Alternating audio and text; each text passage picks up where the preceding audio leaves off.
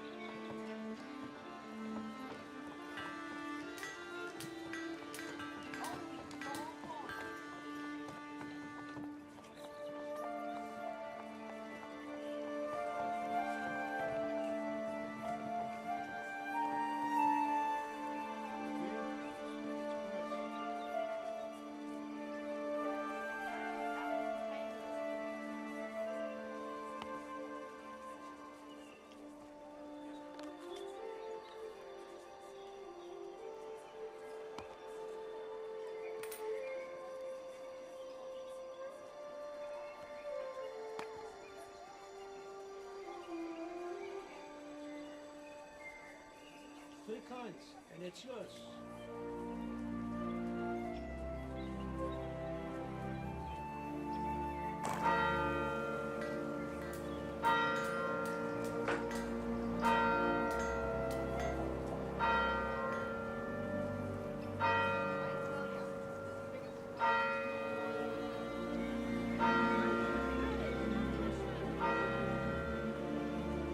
Carrots, apples, and potatoes. One for you, my lady.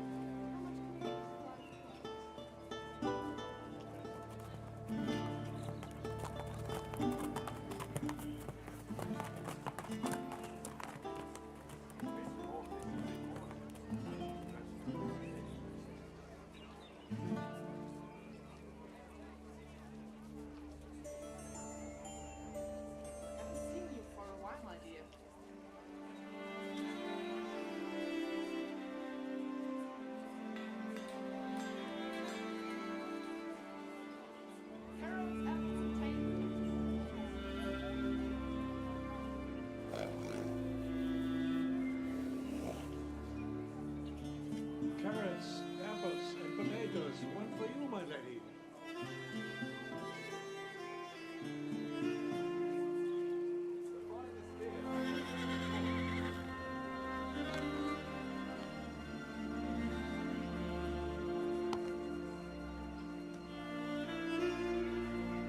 Give me back my money.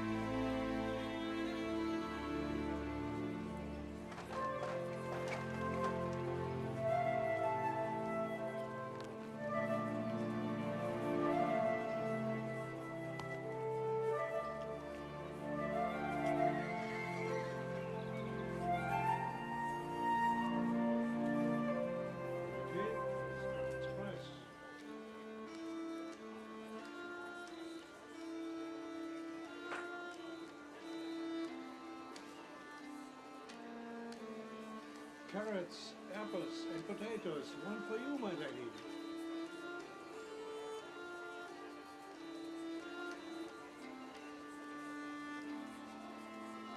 Give me back my money.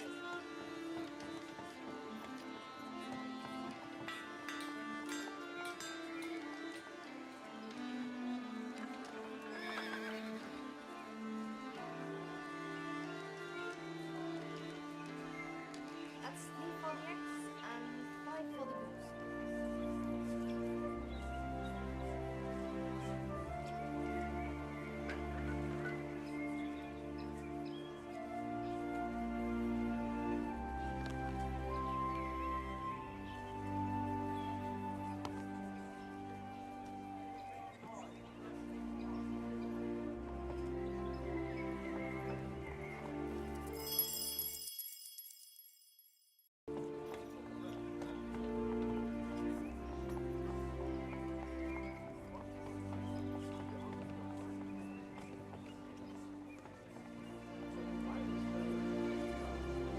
Business as usual.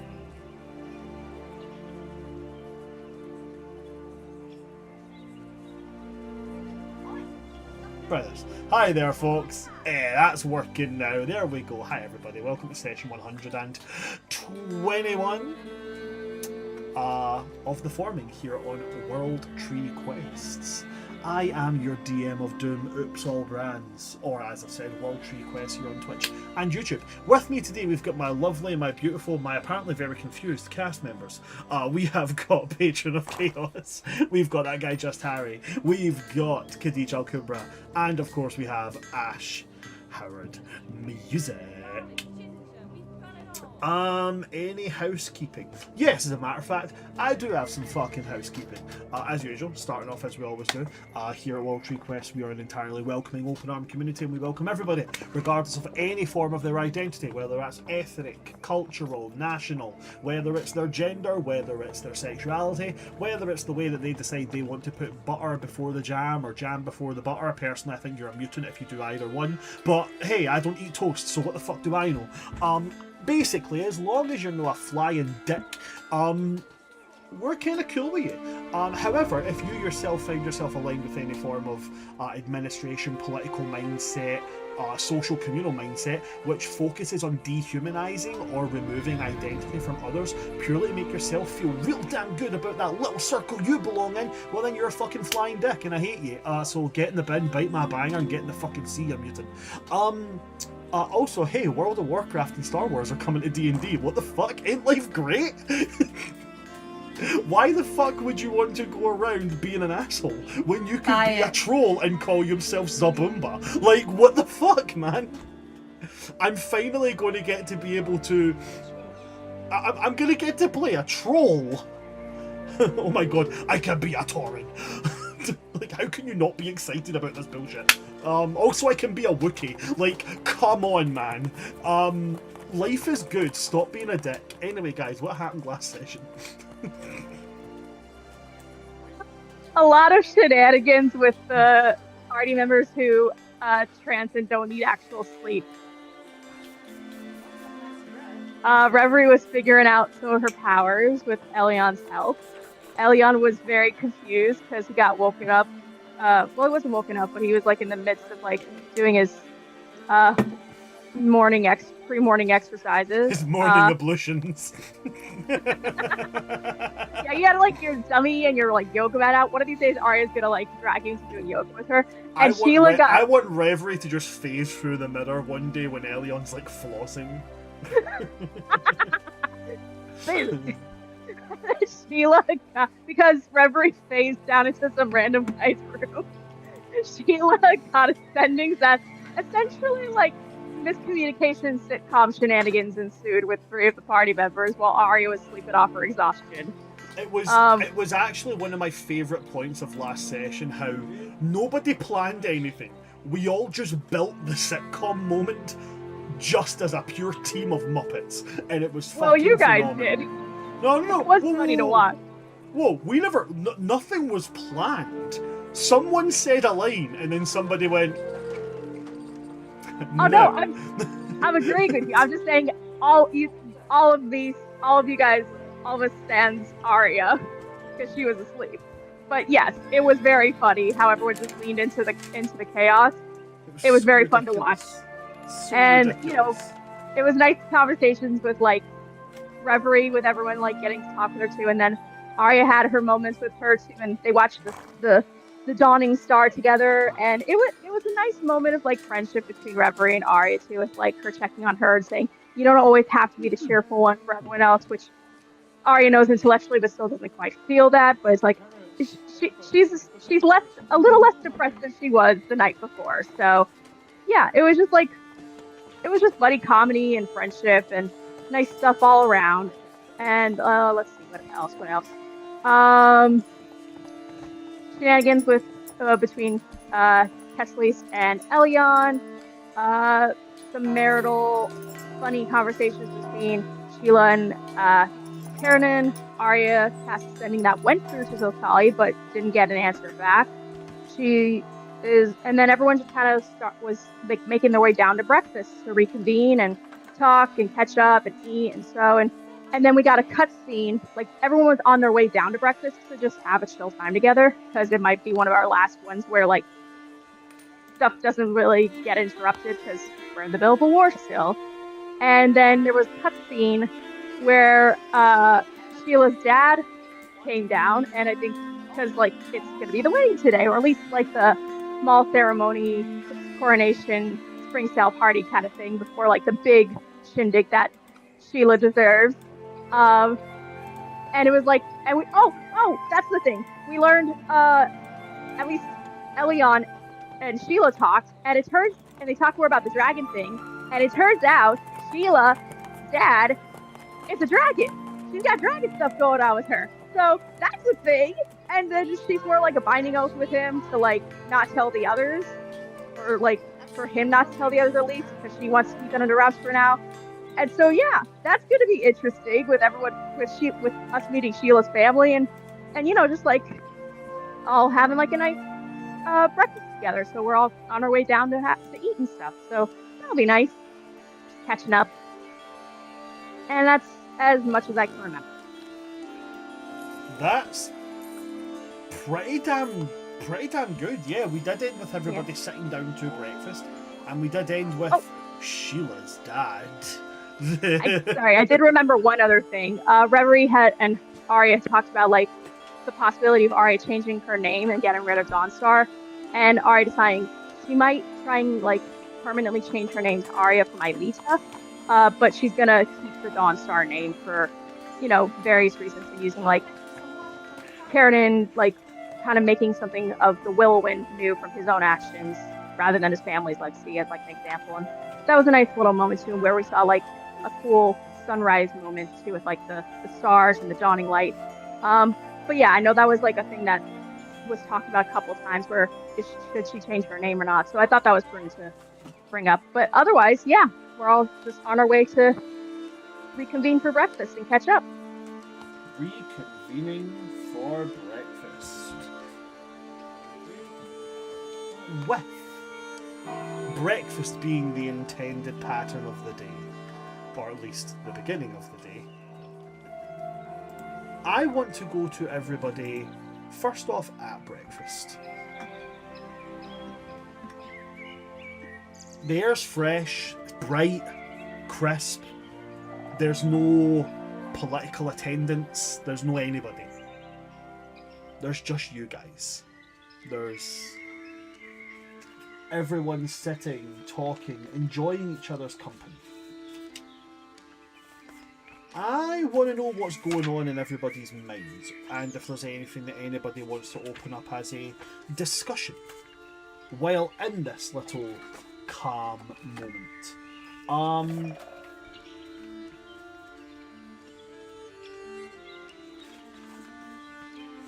Yeah, so I want to start with Reverie. All the changes you've went through. How many what? All the changes that you've went through. Oh. Okay. The racial change, the change of having a position of incredible high importance now. Also, the only person outside, the only person of the party and their greater communities who is not directly bound into the service of a particular season. Yes. How is that registering for and also on top of that, let's not forget as well, your goal that you set out with, whether it was the intended goal at the beginning or what came from that intended goal. The Crooked Man can hurt nobody ever again.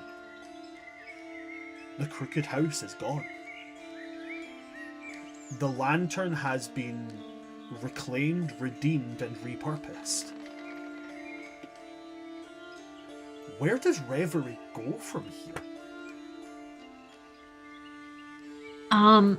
There's sort of a weightlessness to her shoulders. Not that she isn't aware of the other things that are going on, but simply that her biggest goal for several centuries has been dealt with. It's hard to kind of bring someone down when they're on it.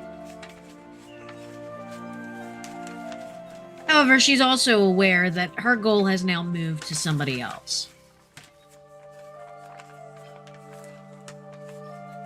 So there's a focus to her gaze that wasn't there before.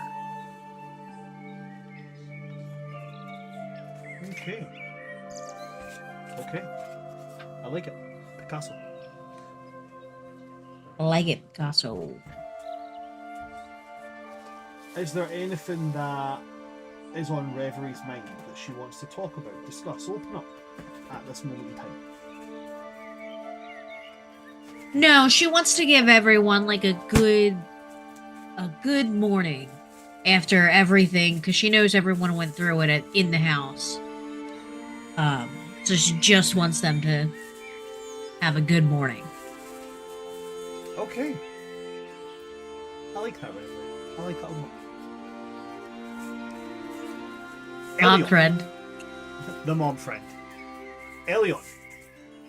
Very similar changes. Maybe not quite so much on the physical aspects, but now, for the second time, but ultimately closer to what you originally started with, being given power with no strings attached, no leash to be pulled.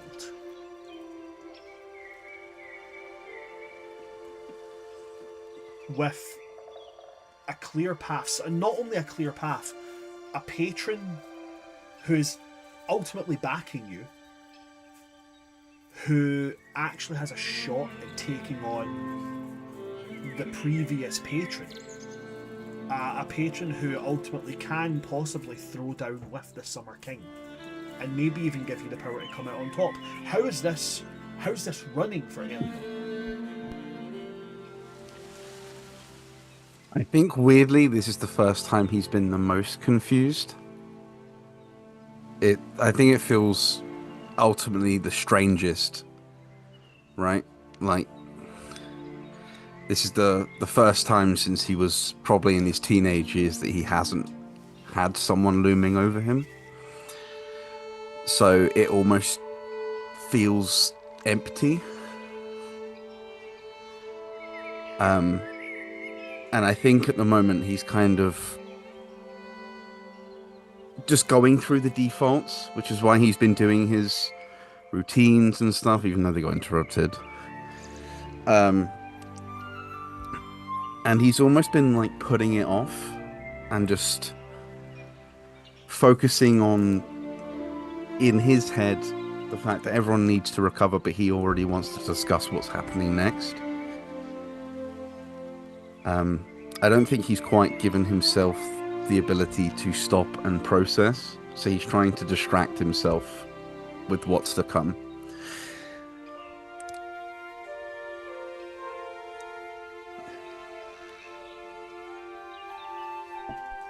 And with that, with this acknowledgement from Elion that, you know, I can't stop. I can't just take 5 minutes to just relax. Is there anything that would he breach the silence, the peace of the breakfast right now? Sorry, give me a minute, guys. Just got to fix my camera. Would he breach that, or would he just allow it? Would he allow it to exist in its state of peace? I think he's acknowledging that everyone else needs time, but he's not even thinking about giving himself any. So I think he's, in his own mind, is trying to think of ways of entry into summer, and he's trying to remember the layout of the palace and anything that could be tactically helpful, but he doesn't want to say it out loud, as he knows that everyone else has just gone through a lot. Okay. So, just allowing the breakfast to be a breakfast. Yeah, he'll be social if anyone brings anything up, but he's not. His thoughts would break the gentle reality of the moment. Okay. Arya, what about you? With coming back, realizing that Brightcliff is gone, but that the people of Brightcliff are still there, with the new understanding of how to look at yourself as a singular entity rather than a past and the hope of a future, what's settling in for Arya?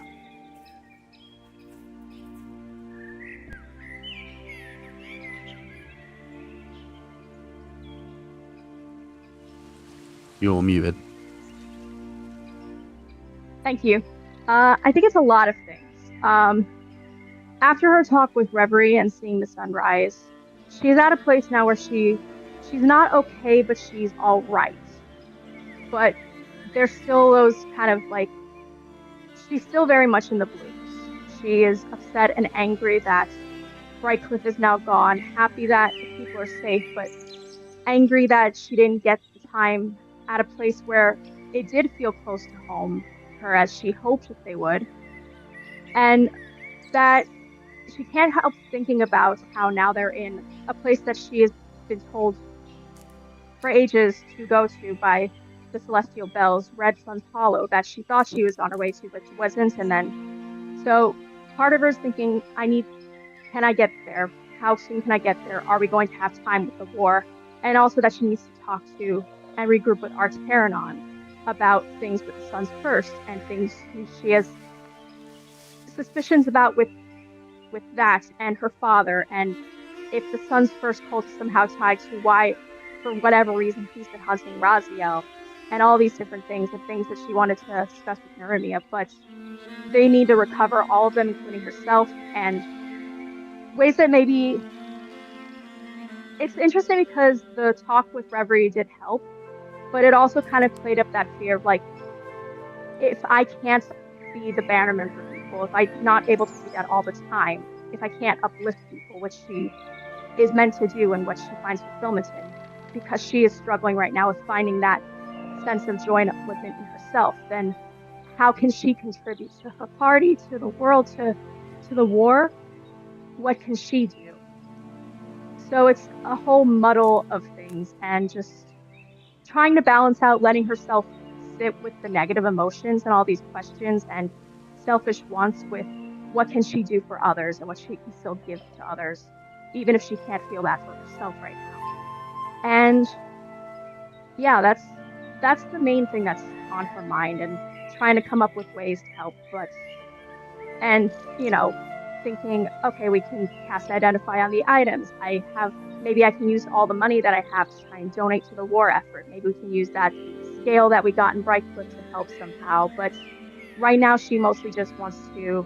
She knows she needs to eat because she hasn't had any food since the day before yesterday, and she wants to make this thing to make up for accidentally hurting a friend, and she wants to catch up with people like her friends that she didn't really get to talk to yet, like Sheila, Melian, and Kestis, and see how they're doing.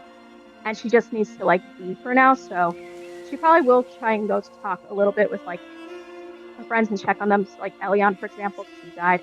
Sheila and Karen, because she's had the least one-on-one catch-up time with them, and Kesley's too. But I think she's like trying to like let herself sit with the emotions and the worries and the fears, and we'll try to bring these things up later after breakfast. But for now, she mostly just holds it all in the worry stone that she got as a gift from Reverie, which she has prestidigitated to look like the sunrise colors that she saw. And she'll probably try to go over to, if I can sit between Elion and Sheila, maybe to talk with both of them while I'm like picking out my breakfast and making this thing with the basilisk fabrics from Kuljata for Harahal. Like, it's much like everything with her. It's a whole menagerie of muddled emotions and thoughts and feelings.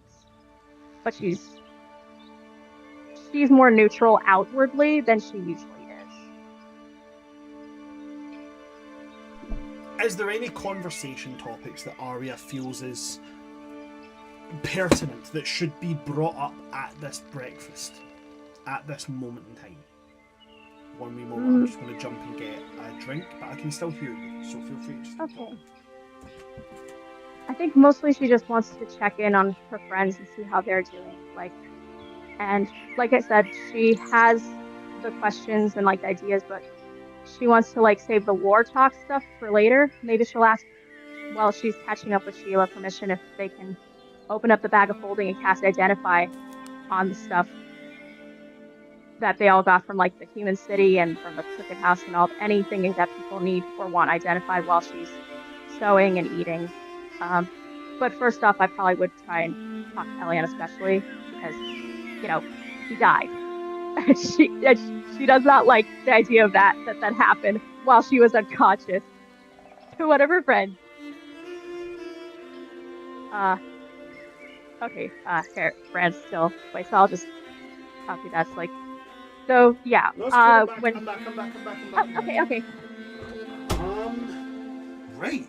I like a lot of the things that you said there. One of the things that really stuck out to me that you said there was wanting to speak to Elion about dying. I like that. Is that something you would broach now? Or is that something that would be later at a kind of private moment? I think honestly, like before she even sat down, if she saw Elion like coming down the stairs or on the way, like before we all started sitting down, she would probably just like go up to him and just like hug you. Like, you died. Are you okay? I think so. I know you can't make it. No, you seem. I meant more emotional. Are you okay? Yeah, I believe so. Okay. I'm sorry. I couldn't help. Well, no one could. It was pretty instant.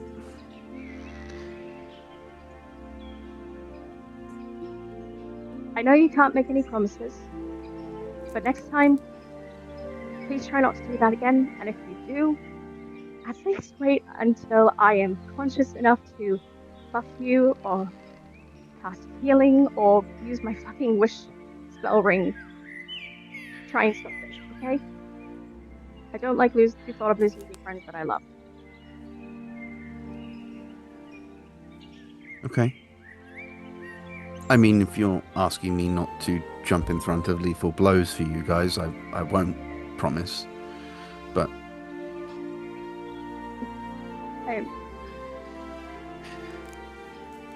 I don't know. I'll try to be better too.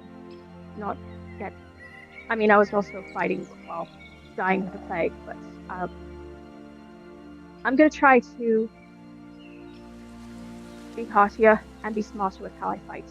If you have any suggestions tactfully that you could maybe offer, I will listen to them and practice them.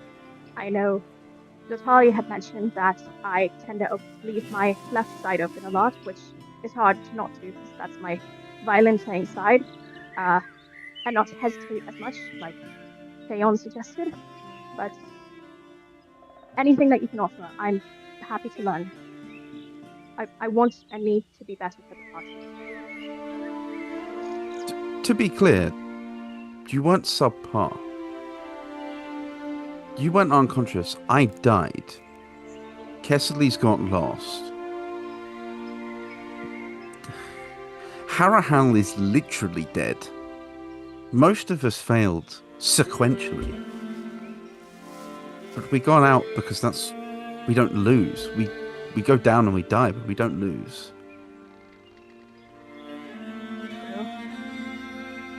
And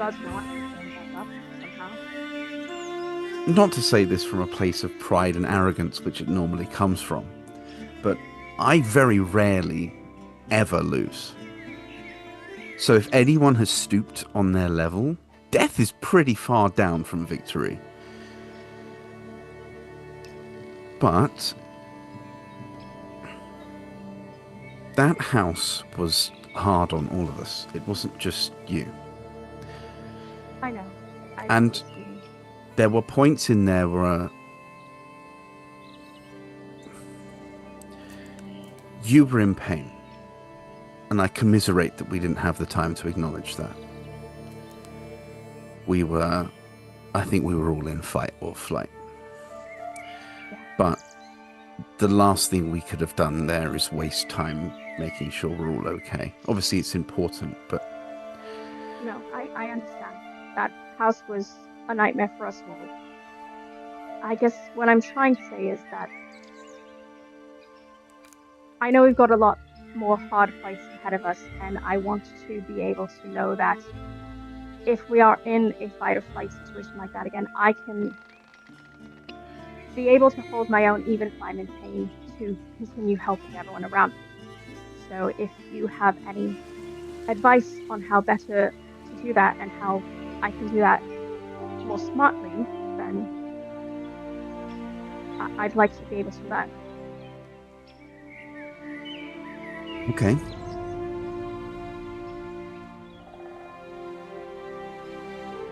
I don't mind giving tips. I don't. If you need help or you think you need help, that's fine. What I would say, and this isn't me trying to pawn off the responsibility, is you travel with two fighters who are extremely spell-orientated like yourself.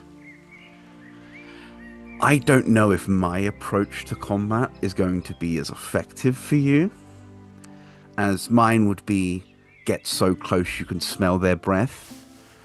But I'm more than willing to help in the opposite sense, in the sense that if you can deal with me on a sparring basis, you should be able to last against most people.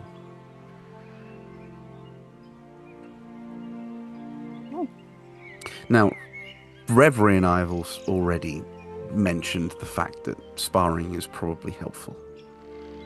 So, if I have to do the rounds at the party to make sure everyone's in tip-top shape, I don't mind. I'd like that. I need to learn how to support smarter, not harder. Yeah. And the first thing I could probably tell you is each time you've been caught unaware, you've been fairly distant, which distance makes sense when you're at range. But it also leaves you very isolated. If you're floating in the air in distance, you're the only person in that direction. If you're 3 feet from my back, I'm the one in front of you. Yeah. Distance is good if they're melee or they're not very smart, but that cat was extremely fast. I mean, I'm fast and that cat was fast. Yeah. And Trixie, too. But we all got caught because we were spread. And we weren't expecting that thing to appear.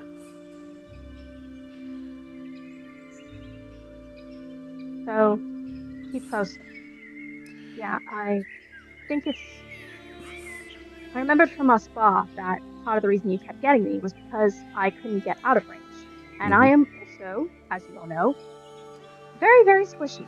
All my strength is in my legs for dancing, not for not getting hit. So I've always thought that distance was better, but it's tricky when we're in that situation. Sometimes it is. Sometimes it is just better.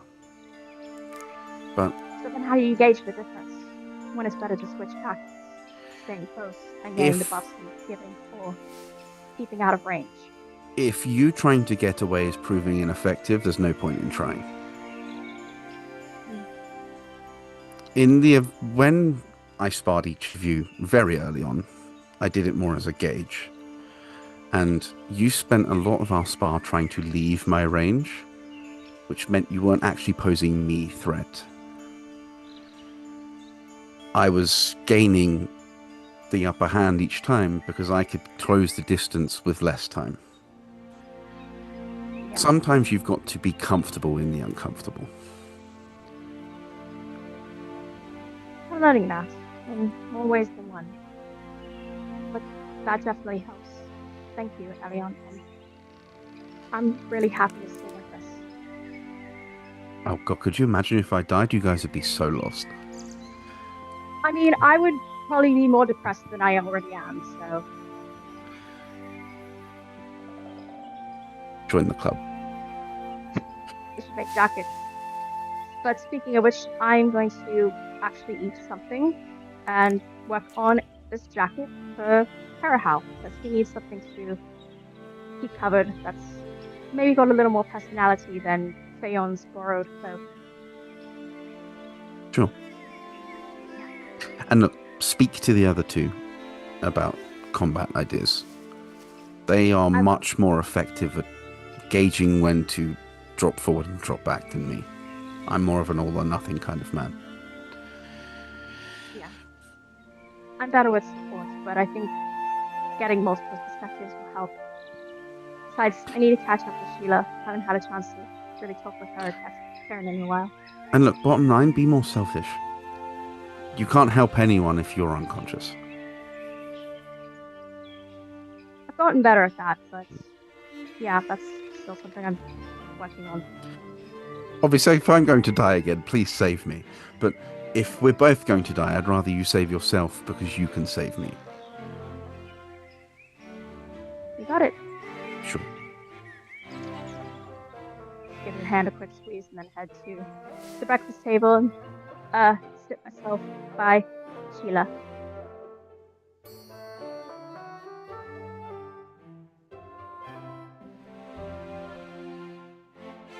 Bran, can't hear you. I'm muted, aren't I? Of course I'm muted, because why the hell would I not be?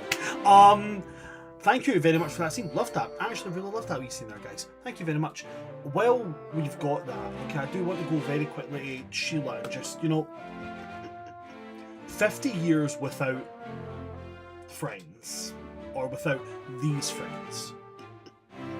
50 years of waiting to take the next step in the relationship with Kiernan, and the 50 years waiting before a crown gets placed on your head, 50 years of waiting, and it's finally over. Now your friends are back. Now things can move forward, but also at the same time this means that now that they're back, things on the other side, the war front, the efforts of finding out what's going on in winter, all of these can now move forward too. What effect is that having in Sheila's mind? What's Sheila's mind sitting at right now with all of this? I think she has gotten very good at compartmentalizing. And it's just very much like blinders on one thing at a time. I have to survive my family first today. Let's get through that. We'll deal with everything else as it comes. I think that's the only thing top of mind at the minute. Speaking of which, remind me. Because I've got names written down. Yes. But I don't think they've ever been voiced out loud. Yes. Do we have names for your father, brothers, and mother? We do. Fantastic. I had to look them up again. I'm wondering if we've got the same ones. What is the... Send me over the names you've got. I want to see how far... Yep. I want to see how far apart we are. I don't want to say any out loud. That's why I don't want to give them away in case they're all different. Okay, so I actually want to touch on that. I actually do want to touch on that. Parents. Okay? Let's not talk about the brothers right now. Let's talk about parents. Okay? Yeah. We've heard Sheila talk a lot about, dad. Okay? How's Sheila feeling about not only dad, but also mum? Because, behind scenes, obviously I've got the backstory and everything. I know about Sheila's, relationship with mum, dad, brothers. How's Sheila feeling about all of them being here? The entire Cylorn family under one roof.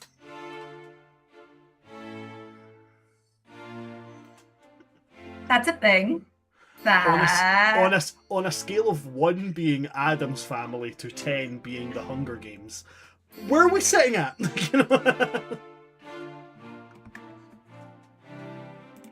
I think it's just more chaos. Like, she loves her family, but it's just that absolute chaos of, you never know who's going to be doing what.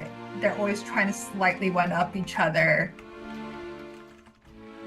And they're all just, so completely different that you don't know who's going to be doing what to one-up each other, almost.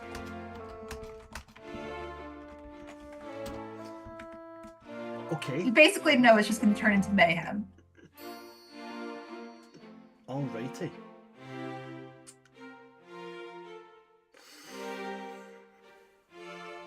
Okay.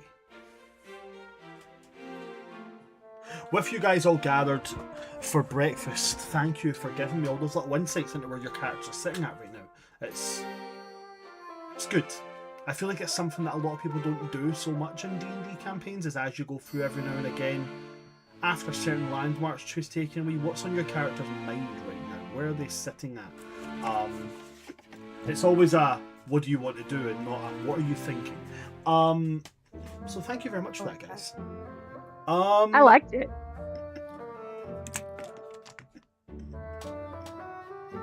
While you guys are eating and talking and, general chit-chat, catching up, all that jazz, Kernan is going to clear his throat. He's going to stand up, very awkwardly holding this wooden cup.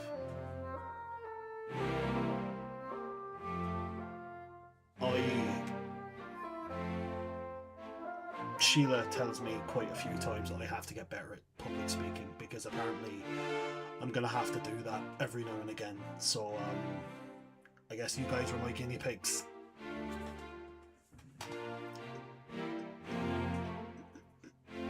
It's nice to see this place, this room, finally being used. Finally being used for what it was intended to be used for. For gatherings of a loving nature, for gatherings of a friendly sort.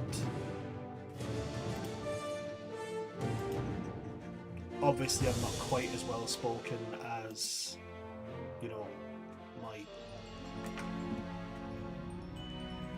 very soon to be lovely wife. But I don't think you have to be the most well spoken of people to be able to say that seeing these chairs filled with certain faces, it's better than seeing them empty.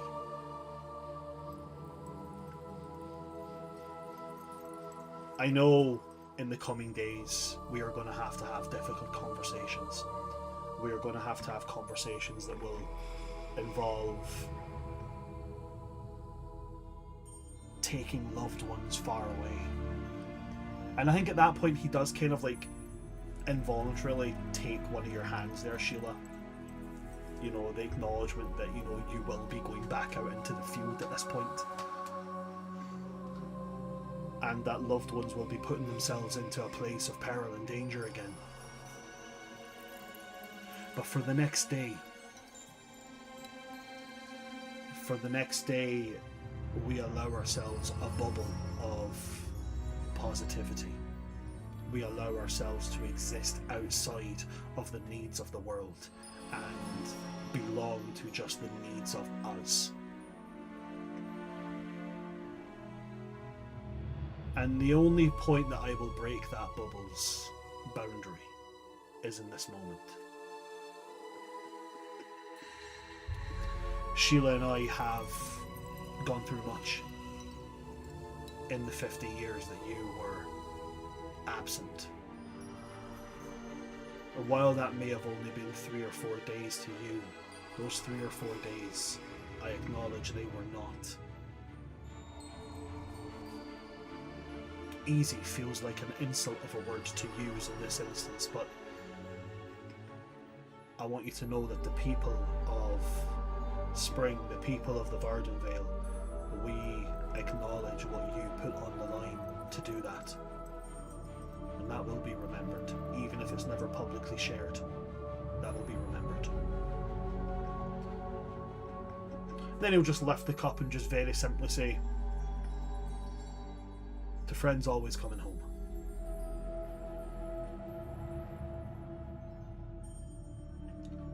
And then he'll sit down very, very, I was going to say ungracefully, because disgracefully doesn't really sound like the right word, but you get what I mean. He just kind of like plops himself back down in his seat, squints uncomfortably, and then just goes back to eating his food. I'll lift my cup and toast back to found family coming home.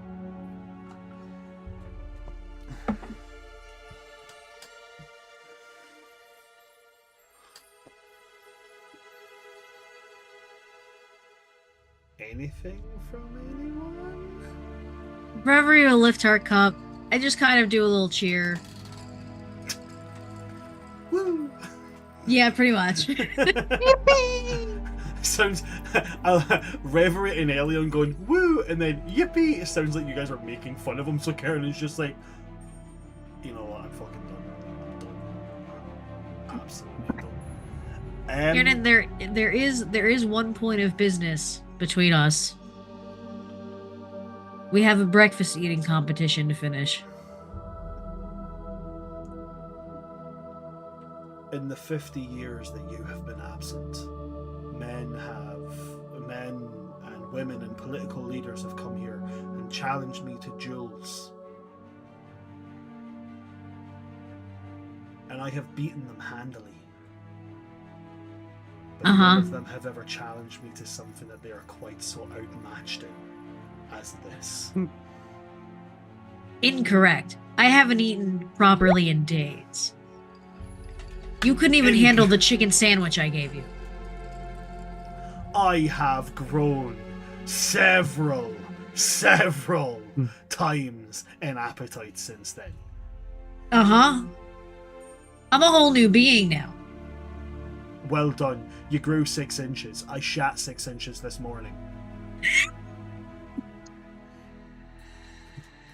I love that. There was this kingly nobility and grace, and then Reverie said, "I bet you I can eat more food than you," and he just turned right back into that little lumberjack who used to walk in the mud with no shoes. Speaking of foods, I still haven't found sweet potatoes here on Atuma, but I did learn recently they do actually exist somewhere in the world. There's potatoes. There's a moment where Kiernan just looks at you and smiles. I know. You know about mashed potatoes?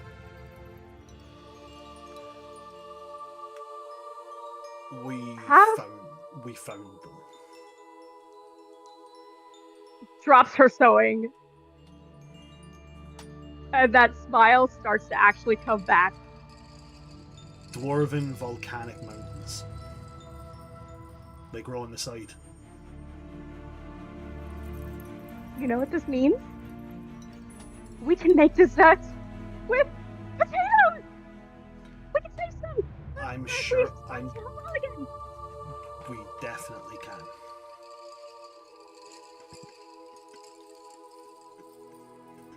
But anyway, That's back interesting. to the food challenge. I will absolutely out-eat every single one of you. It'll fit. Incorrect, because you're about to handedly lose. It is dunno. absolutely go time right now. Reverie's gonna look. How many guards are like in this breakfast hall? You've got 2 at the door. Those two, they're about to see you lose for the first time in your life. Those 2 are As about king. to see. Those 2 are about to see the first of a whole new species get shown where it exists in the pecking order. I'm leaning towards Elian and Sheila and whispering, so who's making bets on who? And also probably Harahal and Kesley if they're there too, I assume. Kiernan just starts stretching out. You see him he's undoing the belt on his tunic. He's like, oh, we're on for this. At which point, as you know, basically we've got a grog and a pike thing going on here, where they're like 2 seconds away from arm wrestling each other purely for who gets to pick their fork. Where there is going to be a knock on the door. Dale is going to just open the doors and then sigh dejectedly, give Sheila a look of apologetic sorrow, and then just, I do believe that I'm possibly coming in here with either bad news or good news, but Your Grace, and it feels wrong to say Your Majesty right now while you're currently holding your belt, so I'm just going to refer to the sensible one of the monarchy. Your Grace, your father has arrived. Should I have him taken to a room, or should I have him join the table? You can see him in here, thank you. As you say. He's going to look at Kiernan and go, Your Grace, permission to speak to His Majesty in plain terms.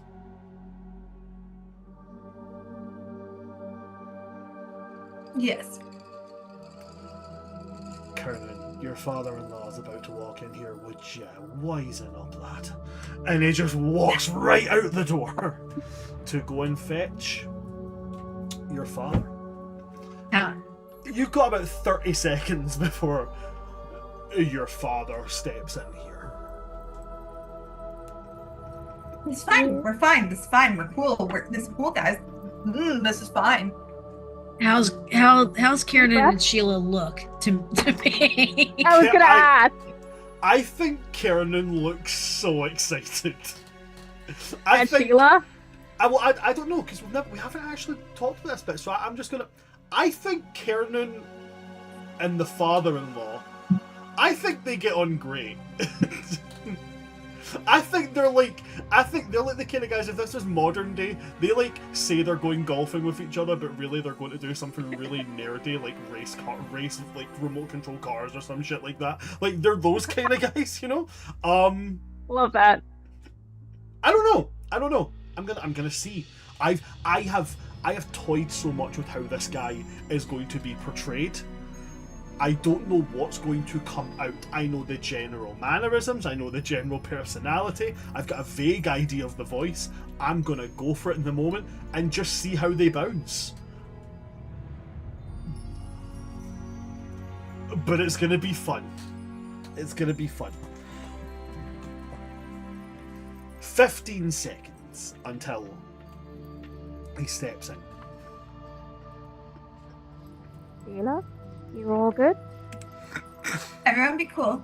Everybody, it's gonna be fine. It's fine. We're cool. It's fine. It's fine. You guys hear the sound of boots on the ground. The thudding of powerful, heavy steps. You hear the sound of wood cracking as this person comes closer and closer to the door.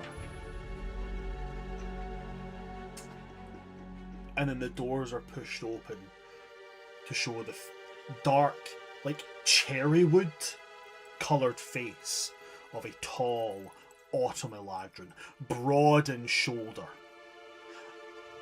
Like I said, Eladrin don't show years on their face, it's more in the eyes and how they hold themselves.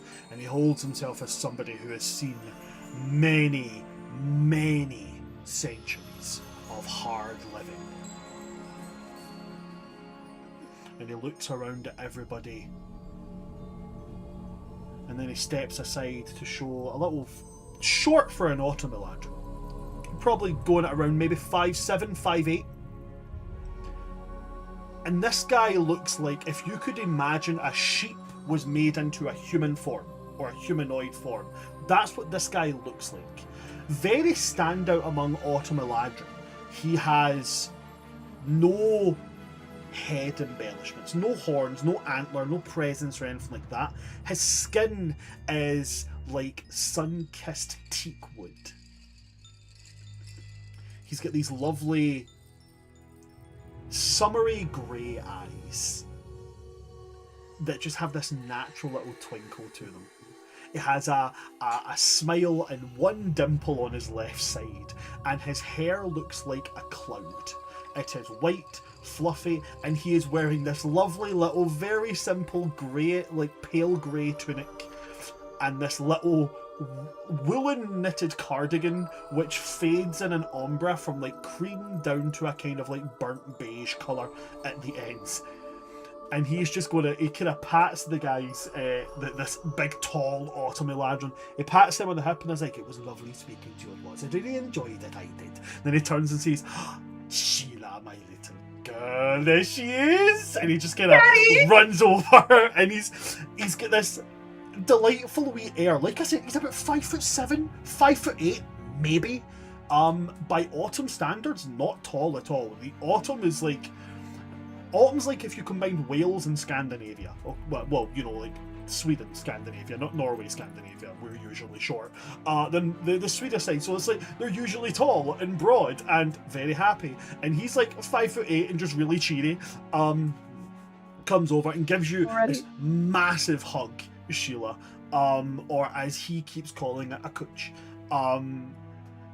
That's the Welsh word for a cuddle, just in case you didn't know. And then it gives you this really, really big hug and just keeps chattering on and on and on. And then when he's done with that, he kind of pulls back, gives you, the wee cheek pats, 1, 2, 3.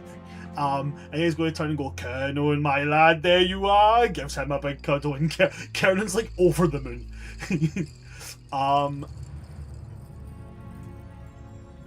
As he gives Kernan this hug, he kind of pulls his ear a wee bit, and then it's like, I told you that you should have done this a long time ago, but anyway, we got here in the end, we did." He turns and sees all of you guys, and it's just like, "Now, don't tell me. Do not tell me." And I'm going to roll an insight check for him here. I love him already. Goes down the line, and he stops and he goes, "Well, this is very obvious straight off the bat. This right here must be Reverie." Pointing at you, Reverie. "You know, I've heard lots about you, although I did imagine you smaller. I'm going to be very true to that. I'm going to be very honest." Up until this morning, I was about 6 inches shorter, so it's fairly accurate. "Well, you are actually taller in the morning, gravity not compressing your spine and that, so, expect to get a little shorter at night time." He's going to go along, he's going to go, "Well, I can see here, lovely complexion, nice little smile, and also an amazing bit of patchwork there. This has to be Arya." I'm sorry. It is Arya you prefer, yes. I know there's another name, but just checking. It is Arya you prefer, yes? Yes, sir, I do prefer Arya, and thank you for complimenting my patchwork. I don't Oh, think no, so. we're not going to be handing out sirs and madams here. Last time I checked, we were in civilized society, not upstart society. You can call me Lysrin.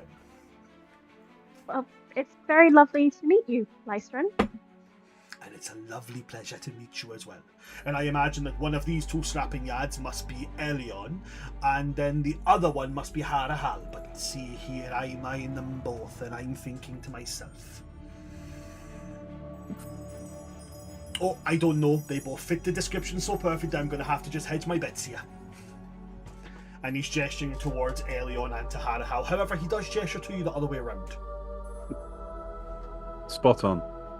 Ah, absolutely love it. That just tells me right away that you're early on. You've been the one to immediately sell me up for a joke. I'm looking at Sheila because we had a conversation 20 minutes ago about who this guy is, and I'm looking at what she said and looking at this guy, and I'm like, are you sure? I need you to be really for real here. Are you sure?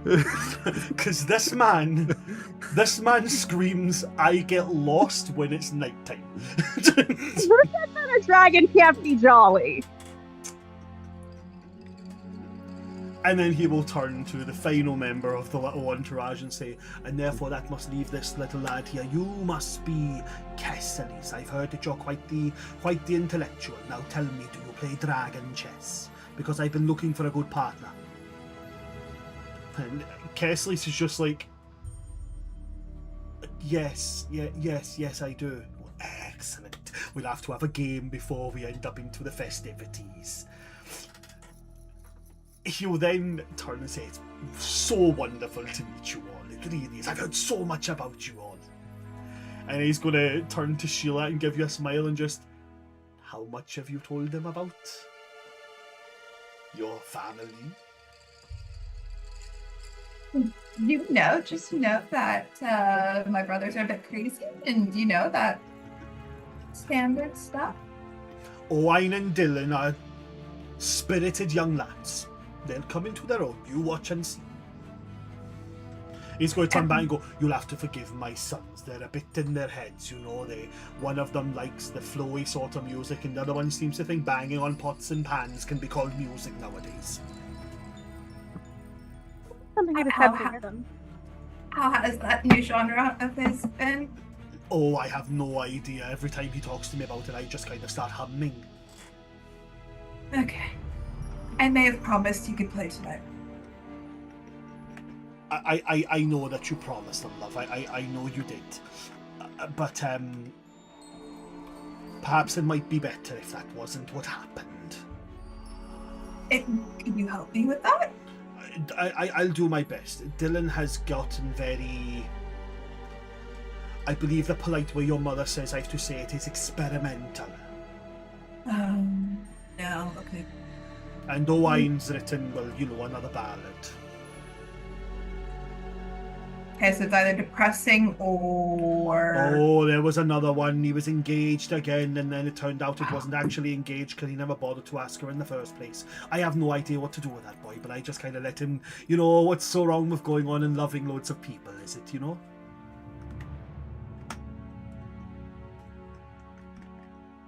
Kind of raise her hand like she's in class. Oh, I didn't know that we were going to the point of asking questions by raising hands there. Sorry, if you need sort of alibi to, if Sheila, if you're not comfortable with your brothers actually playing, but you need sort of polite way to kind of excuse that, you could always say that I had something planned. I did actually have something planned, if you wanted. Oh, don't you worry about it. Although I thank you mightily for offering, I truly do. I've become quite adept at dealing with my sons and their temper tantrums when they don't get their own way. You don't burn the hounds off, do you? Sorry? Sorry, reflex. Courts used to certain things from father figures. Sorry, that was trauma reflex. Continue. Just ignore me. Right, well, okay. Turns back to the table and he goes, so, what are the plans? I think we're just keeping it small, just, immediate group. Get it done quick. Oh, no, I understand that part, but, like, for afterwards, I assume there's going to be some kind of celebration. We've organized, like, a feast for the evening, and it'll be tasteful. Small, like, keeping it quite to the people we trust. Exclusivity. Thank you. This is my marketing PR person. A big dinner. You've arranged for a big meal. That's your celebration. We are in the middle of a war, Dad. War, schmore. There's always going to be a war. There's always going to be somebody with a bigger stick threatening somebody with a smaller stick. It's always going to be there, love. When you told me that you were going to marry a lad from the Springlands, I got so excited. I remember the parties that Spring used to have. And now you're telling me that our idea of a celebration of my daughter getting herself married is a big dinner. Yes. Okay, well, let's not ever call me that I'm not a team player. What would you prefer, Dad? Well, when I arrived here, and I did arrive a little bit early, I'll admit it, and I went for a little wander around and I saw some lovely people, they were hanging around and they were polishing armour and talking about a tourney of some kind. Well, why don't we do that? Attorney. Yes, the tourney that's going to be happening, over the next few days. Well, like, you're going to look at Karen and you're the king, aren't you? Why not just start it a day early?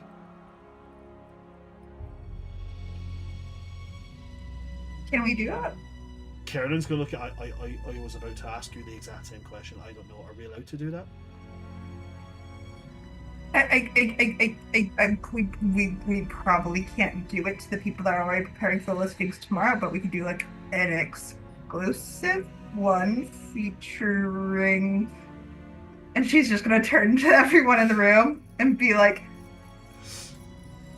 some willing participants? Yeah, of course. Sure. If that's what you both want for your big day. I'm sure if I was to go around and ask very nicely, I'm sure I could get some of those lovely lads and ladies in all their armour and their big swords and all that. I'm sure I could get them involved. You know me, I'm persuasive, I am. Elion, you're always looking for an excuse to show off, right? Right? Sure. Well, If there that's you are. that's what thy royal family decrees. See, that right there, if that's what thy royal family decrees. Great. Cool. Okay. Yeah, okay. She's gonna go off to a corner where there's a couple of servants and just quickly, like, hurry and whisper and be like, we need to organize this. It's quick.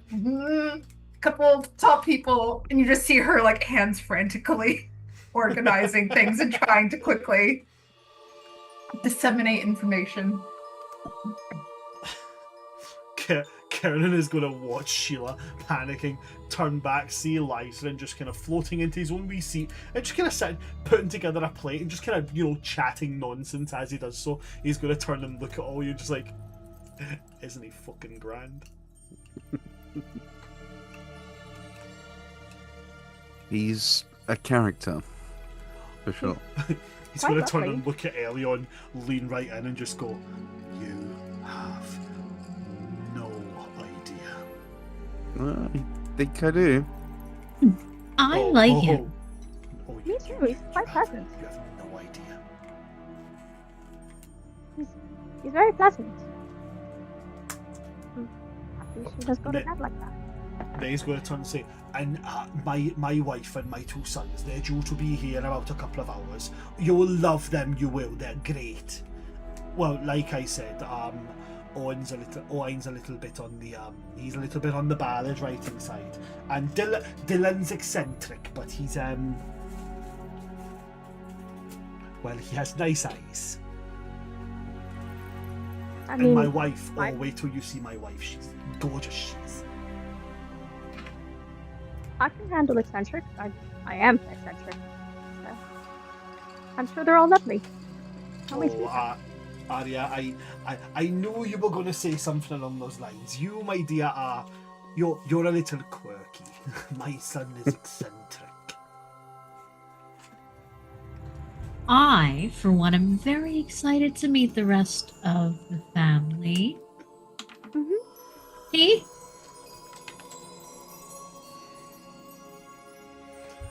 He's going to stand up and go, that's bloody marvellous, that is. I'm going to go and get myself a little rest, but I just came in all the way from autumn, and boy, are my wings tired.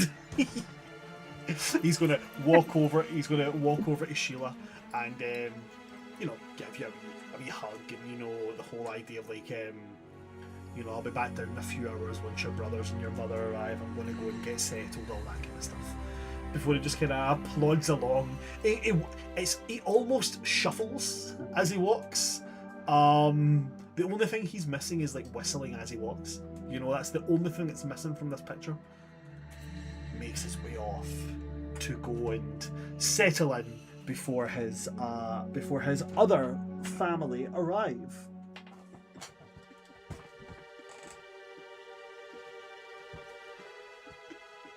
What would the party like to do here? Can I try to insight Sheila to see how she's actually feeling? Because this is supposed to be her and Karen's big day, and it's hard to gauge her, but like, it's more of the fact that like, if I she's think this is actually the not first okay. time you know how she's feeling. She's just flustered. It's obvious. Okay. I'll kind of try and go set my stitching down and go over to you, and I'll like very slowly, so like you're not like caught unawares, put my shoulder on you and cast a quick guidance and say, Sheila, breathe. It's all going to be good. This is your big day. Whatever you want is, and Karen want is most important. It's all going to be all right. I appreciate that. There's a million things to do, and there's a turning now to organize, and it's. So then how can we help? How can we take some of the pressure off you? I need control. I appreciate it. But you guys have a good time. I will enjoy if you guys enjoy me. All right, just remember we're here for you, and this is your big day. And as I say this, I'm going to cast Bardic Inspiration on you. Kiernan is going to push himself up to his feet and then kind of look over everybody and go around, enjoy yourselves. And then he's going to look at Sheila and go, I am going to do the best thing I possibly can right now. And I'm going to go and organise knights and shiny people with big weapons to hit each other. And also stay out of your way so you have full control of everything inside, while I also take this one thing off your shoulders. Thank you. He's going to come over and he will just kind of like give your hand a squeeze. I love you. I can't wait to marry you. You're doing that thing with your eye that makes me fear for my life again. So he's going to lean in, give you a quick kiss, and then just like as he's leaving, he's going to speak in very hushed tones as he walks by you all and goes, for all your sakes, I get out as quickly as possible. You're about to see a side of Sheila that we haven't seen since a long time ago when I still wasn't wearing shoes. Okay, good to know. Still kind of play something both as a gift later, but will be out of her hair.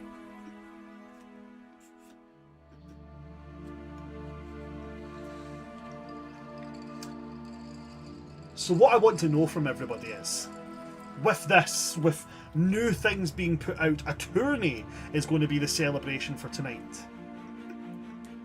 What's everybody doing until the actual,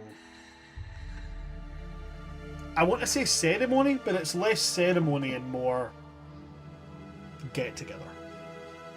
I mean, I know we're literally casting ceremony to do this, but you get what I mean. Well, I have something. I have two somethings, really. Okay. I would like to contact my horse. Polaris, Yes. you're definitely able to do that.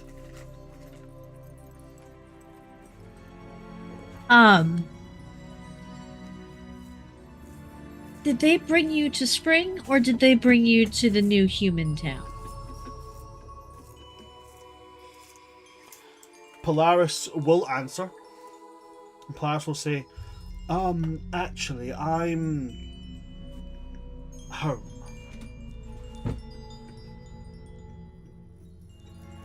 The Feywild?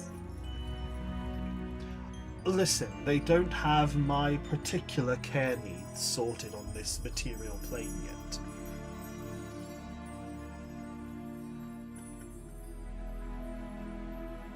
I see. So they brought you to the Feywild. Well, they didn't bring me so much as I went. Okay. Should I expect you back? Oh, say the word and I'm there. Oh, perfect. Because there's, a wedding tonight. And you need me to pull the carriage because I'm the most beautiful steed that's ever existed.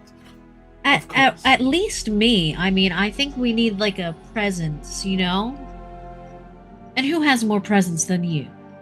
I mean, absolutely, of course. Like, that's such an easy question. Of course, I'll be there. Just tell me when.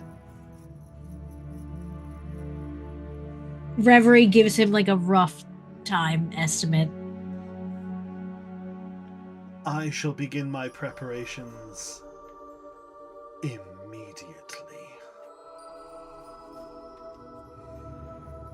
Perfect. I'm so excited to see you.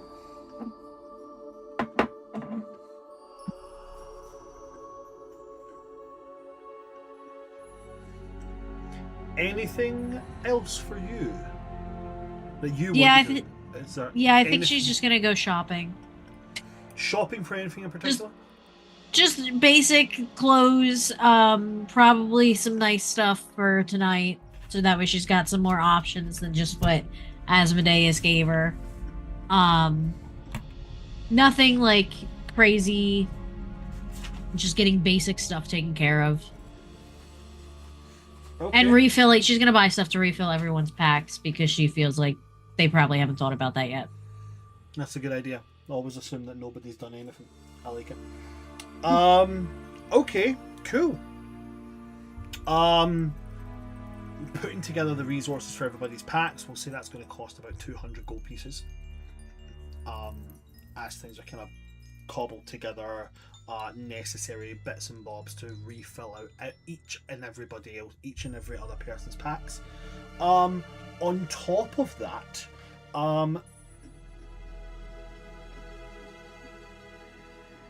there's a very active marketplace in the centre of the Vardenvale, in the centre of the Varden Heart, which is the name of this particular portion of the city.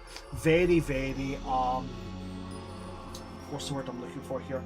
Very, very prominent and large market, manned by all manner of species here. You can get quite a lot of different styles and garbs, if that's what you're looking for, and you can find quite a lot of high quality crafts as well.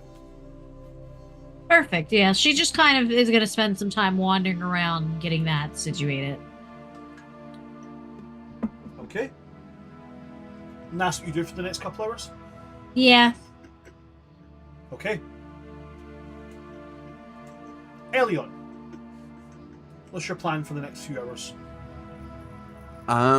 I think first of all, I would inquire if this tourney is open invitation. Bearing in mind, I am technically a knight. So I was about to say, anybody who's been knighted in spring, winter, or autumn is eligible to take part. Cool.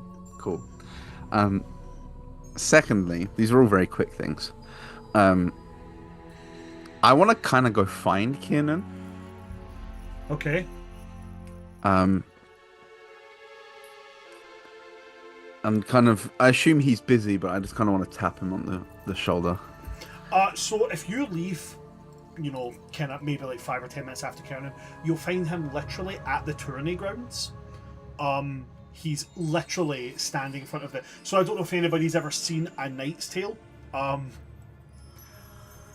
Fairly accurate in how they used to do it. So hanging up in the background, there are 5 big hanging shields, and these shields have different symbols painted on them. And there is a spring fairy standing with, you know, a long piece of parchment and some charcoal, and is, you know, looking over a bunch of knights who are there and just like, you know, handing them a long stick and saying, simply tap the shield which you're looking to take part, or the noble that you represent is looking to take part in, and as people are shouting names and prodding things, he's like noting them down. The events of the tourney are going to be the standard ones: joust, duel. There is going to be arena, which is going to be one event. Everybody can enter into it, and if you enter into it, it's a last man standing. There is going to be I didn't come up with a name for this one. I just thought about it right there and went, that's a cool thing, yeah, let's add that. We're going to call it the high frame. And then the final event in the tourney would be archery.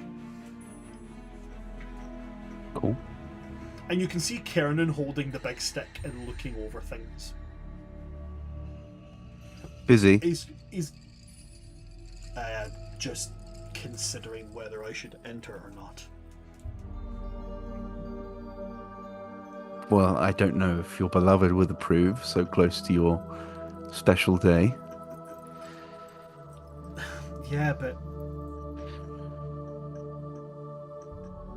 this will be after the special day, you know, so... And as the king, am I not, like, supposed to get involved in these things? Right, but she would be a queen with the ability to retcon you. You might want to sign up before then. It's going to reach out a stick and prod. I think Kiernan will prod too. I think he'll prod too. He'll prod the high frame and he'll prod the arena. Mm. And just kind of give it a... No duel? I don't need to do with anybody. I know for a fact I'm beating them. Well, before I got here, sure. Okay, lad, you keep telling yourself that. One day we will. 2 things for you, my liege. One,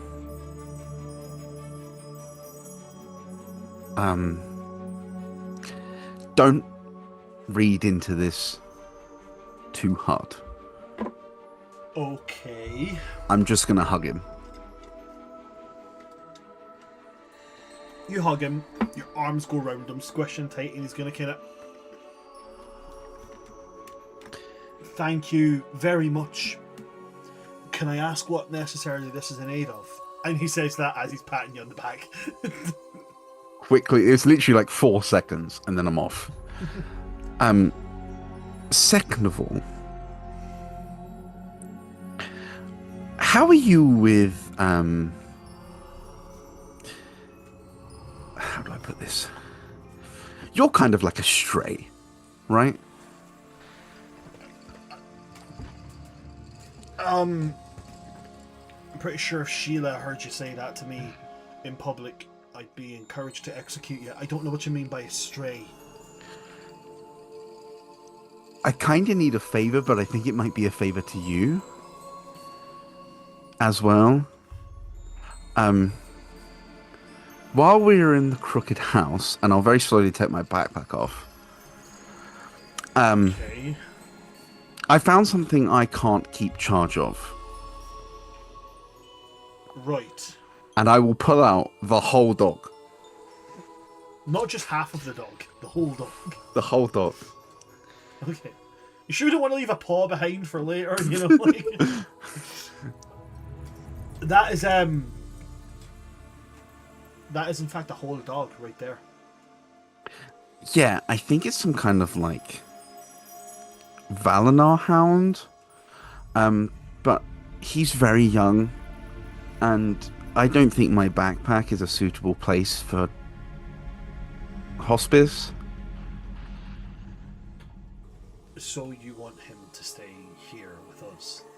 Well, I was thinking more specifically that you might enjoy his company.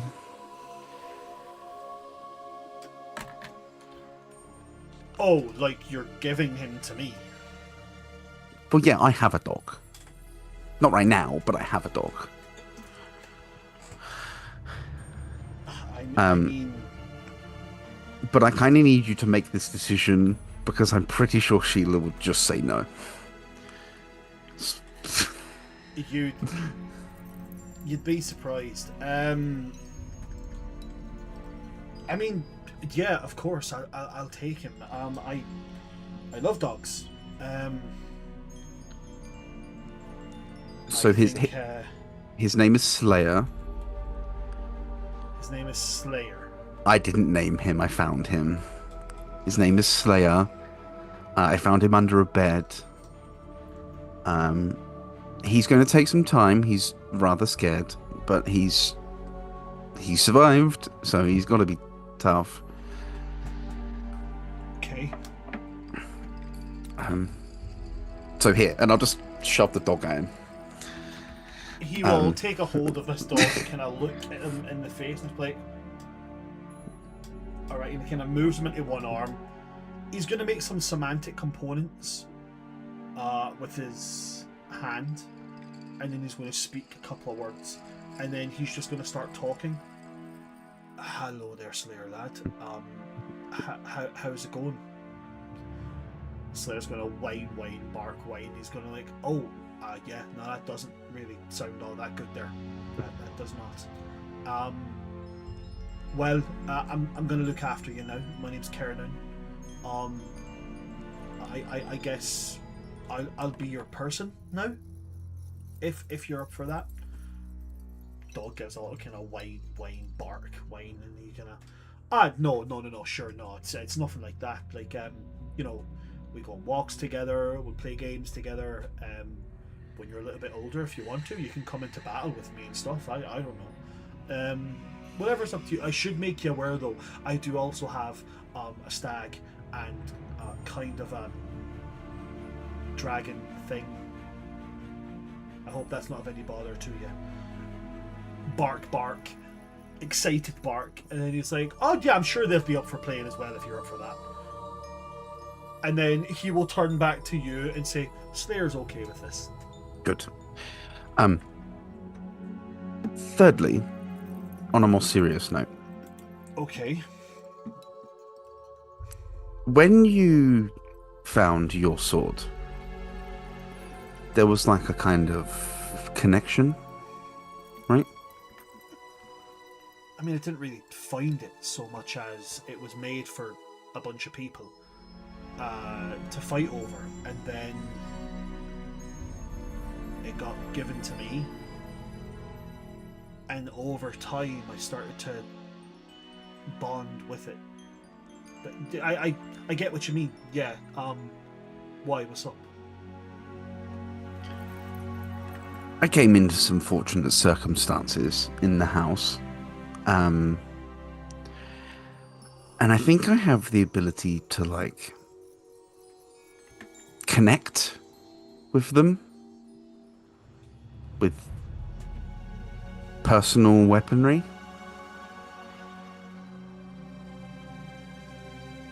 But I don't. I haven't done it yet, and honestly, I'm a little nervous to do it on my own. And Okay. you are the only one I know that has experienced some of the things I'm experiencing. I don't think this is an oath thing, but You seem to have a personal connection to your blade, and I don't know, no one else I know seems to be emotionally connected to theirs.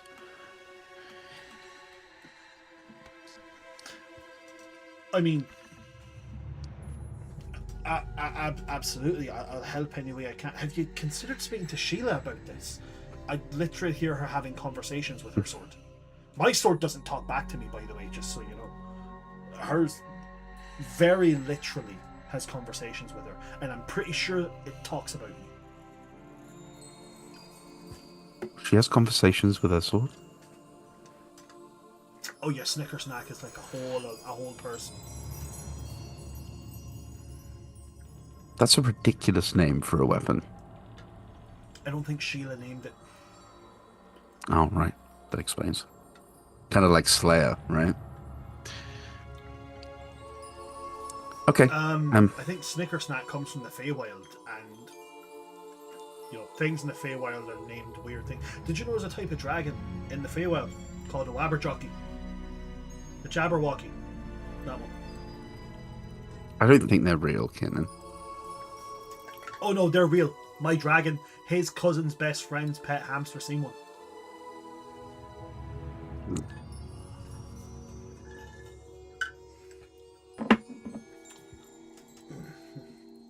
I'm gonna let that go.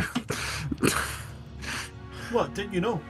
There's hamsters in the Feywild that can speak. Right now, you're just winding me up. No, I'm being serious, right? Okay, so my dragon, his cousin's best friend has this pet hamster, right? It's really more like a best friend. Used to be a giant space hamster, but then it got miniaturized. So it's a miniature giant space hamster. And it can talk. And he's seen a Jabberwocky. Kenan, the things that you spring folk experience on mushrooms aren't real. I wish I was on mushrooms for this. That hamster speaks. Of course he does. Oh, okay, but you're the chosen one of some giant celestial dragon and some shit, yeah? Yeah. Have I ever told you, in all my life, that I really don't like you sometimes? Probably. He's going to pick up the wooden stick and press duel, and then drop the stick, and then just be like, we will settle this in the lists. He's going to turn and walk away. I will kind of walk the opposite direction. At first, not seeming to pick up the stick and hit anything. Mm-hmm. And then you'll hear kind of like a faint echo, and 3 blasts will hit duel, arena, and high frame. Awesome. Alrighty. Anything else for you, Elion? All good. All good. Awesome. We are verging into our 2-hour mark. Well, we're about 10 minutes off it.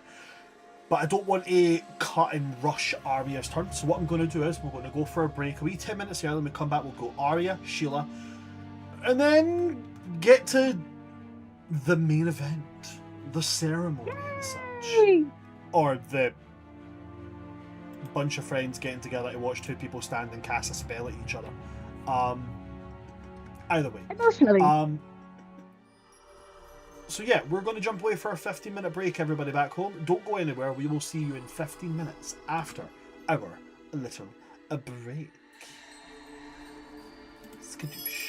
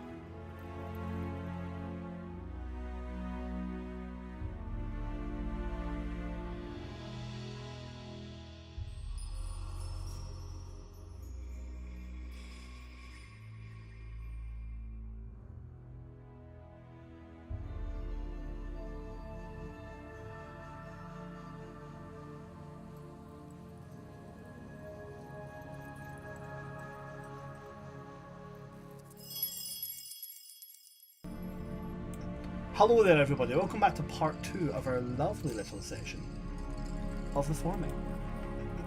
When we left off, we were about to go to Arya, and then go to Sheila, and then we were going to go to Malaj.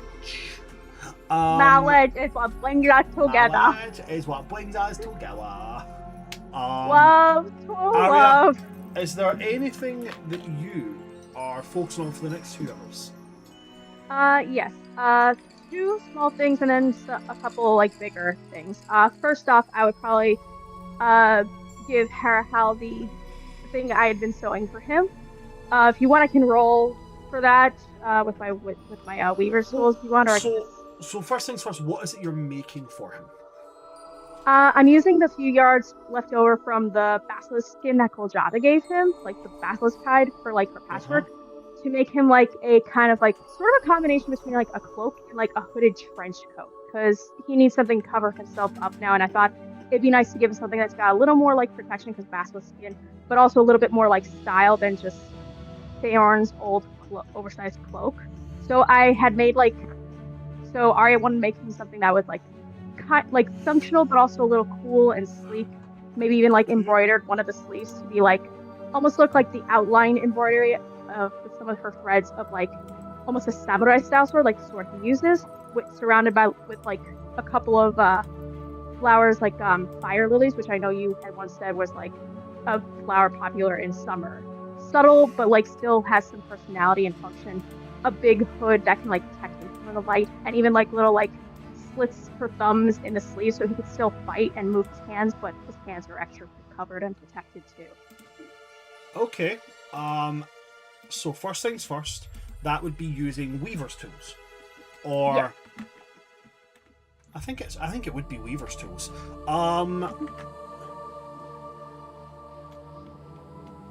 Yes, I'm going to say weaver's tools on that one. Are you proficient with weaver's tools? I am. Fantastic. So what I'm going to say is making that is going to be 2 checks. Okay. I'm going to need number 1. It's going to be an intelligence check with proficiency.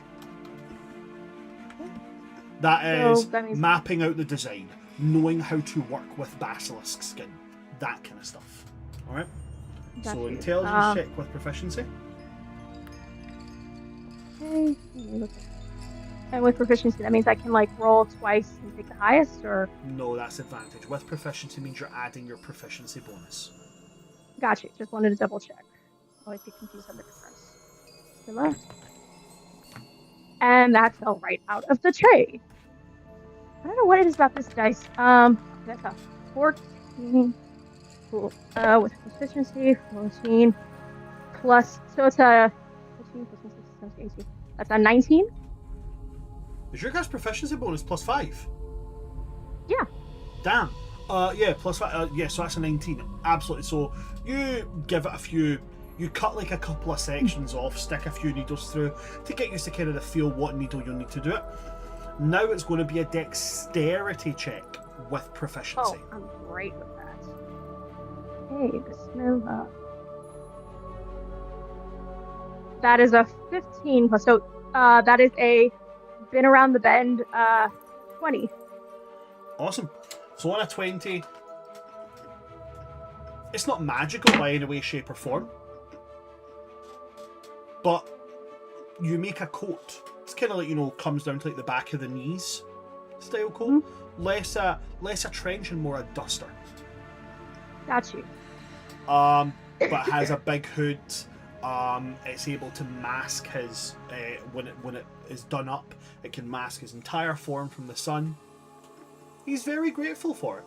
He's immediately swaps it over, dropping the dusty grey cloak that Theorn gave him just wherever he finds a spot to drop it. So there was other things that you wanted to do as well. Yes. One other small thing, and then there were 2 slightly bigger things. One second, let me just close the door because my boyfriend's vacuuming. Okay. And that is distracting.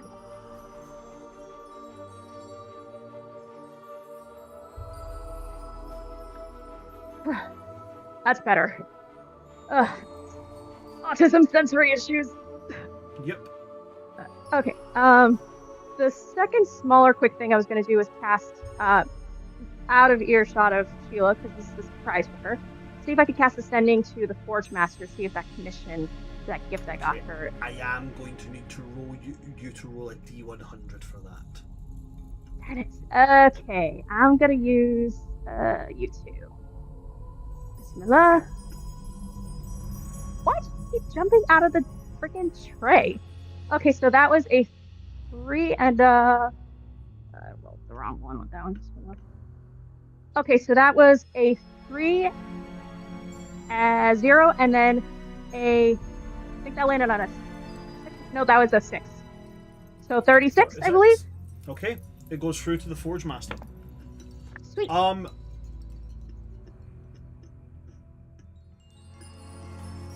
The Forge Master will go through to him, so you can see what you're sending. Hello, Forge Master. Hope you're well.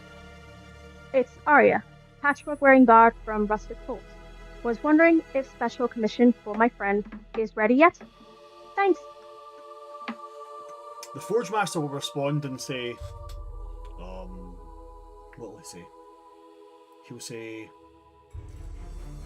no. Was not aware it was needed at this time. Was told I would have longer.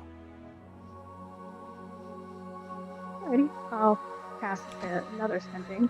Say, no problem, just wanted to check. Thank you for your hard work. Hope you have a lovely day. Please let me know when is ready. Thanks. Okay. Now you said there was 2 slightly bigger things that you wanted to do as well. Yes, well, I know we've got a lot of stuff to cast Identify on. Most of which is in Sheila's bag of holding. I know the rule is we can put stuff in there, but if we want to take out stuff to check out or use, we have to ask for permission. Thing is, can I gauge whether or not, I know she's like busy and she's in the trenches, would I be able to ask her now? Is that okay to do? Or is she just like kind of in and out, like, That's okay, going it's to, hard to that's ask going to her, be like, that's going to be a character decision. You just got to decide if you're going to do it or not. Okay, I'll probably tentatively, carefully ask while still keeping out of her way, and emphasize, if you're busy, I can ask later.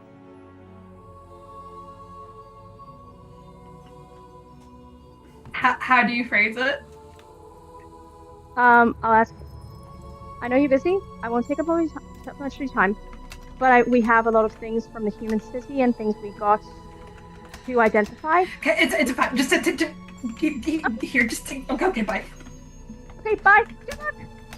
And I'll leave her to it. And I do actually have a list. I did keep a list of things to cast Identify on, because I know we got a lot of stuff that we just never had the time or permission to look at. So,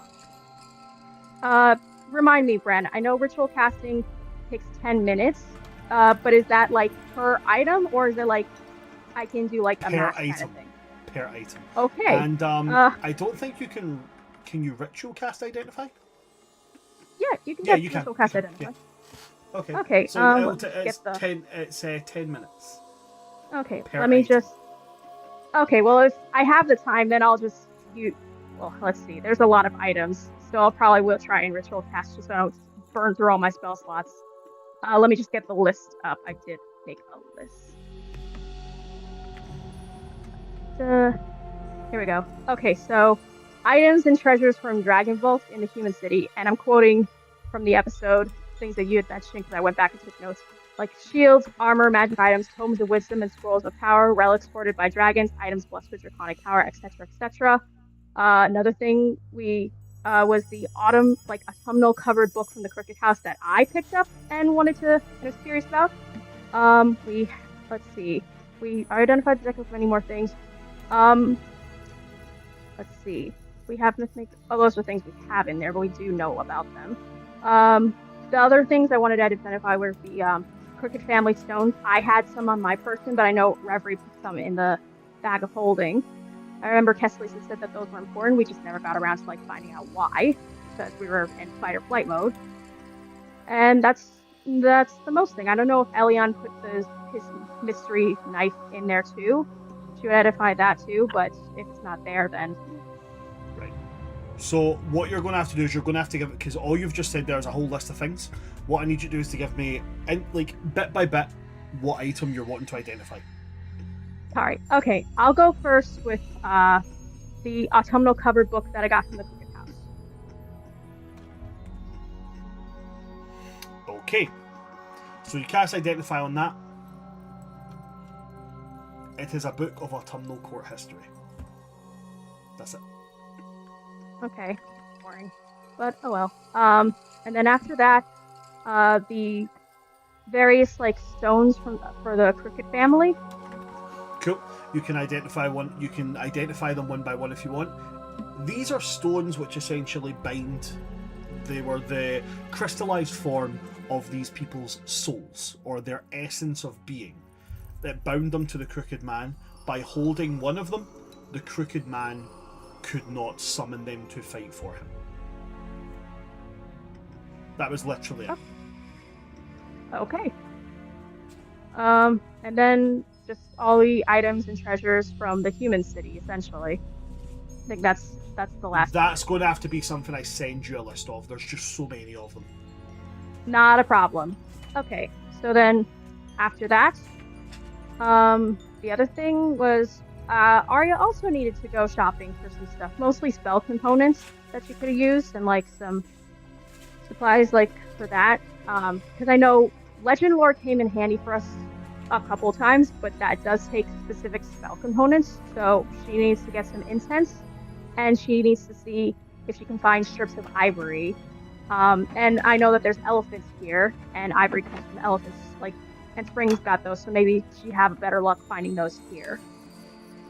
Okay, so what do you need for Legend Lore? You need sticks of ivory. And incense. Up to what? Up to what cost? Let me just double check. Legend Lore. Where are you? There you go. Incense worth at least 250 gold pieces, and then 4 ivory strips worth at least 50 gold pieces each.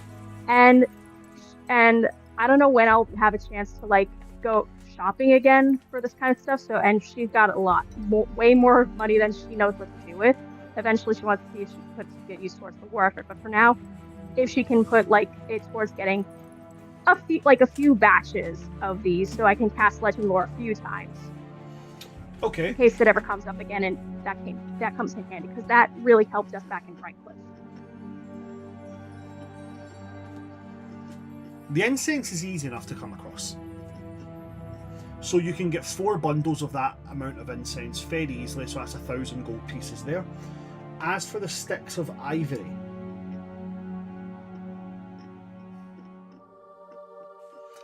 they wouldn't really have ivory sticks. You could probably get solid chunks of ivory, as in things that have been gathered by hunters, or things that have been found by rangers and druids.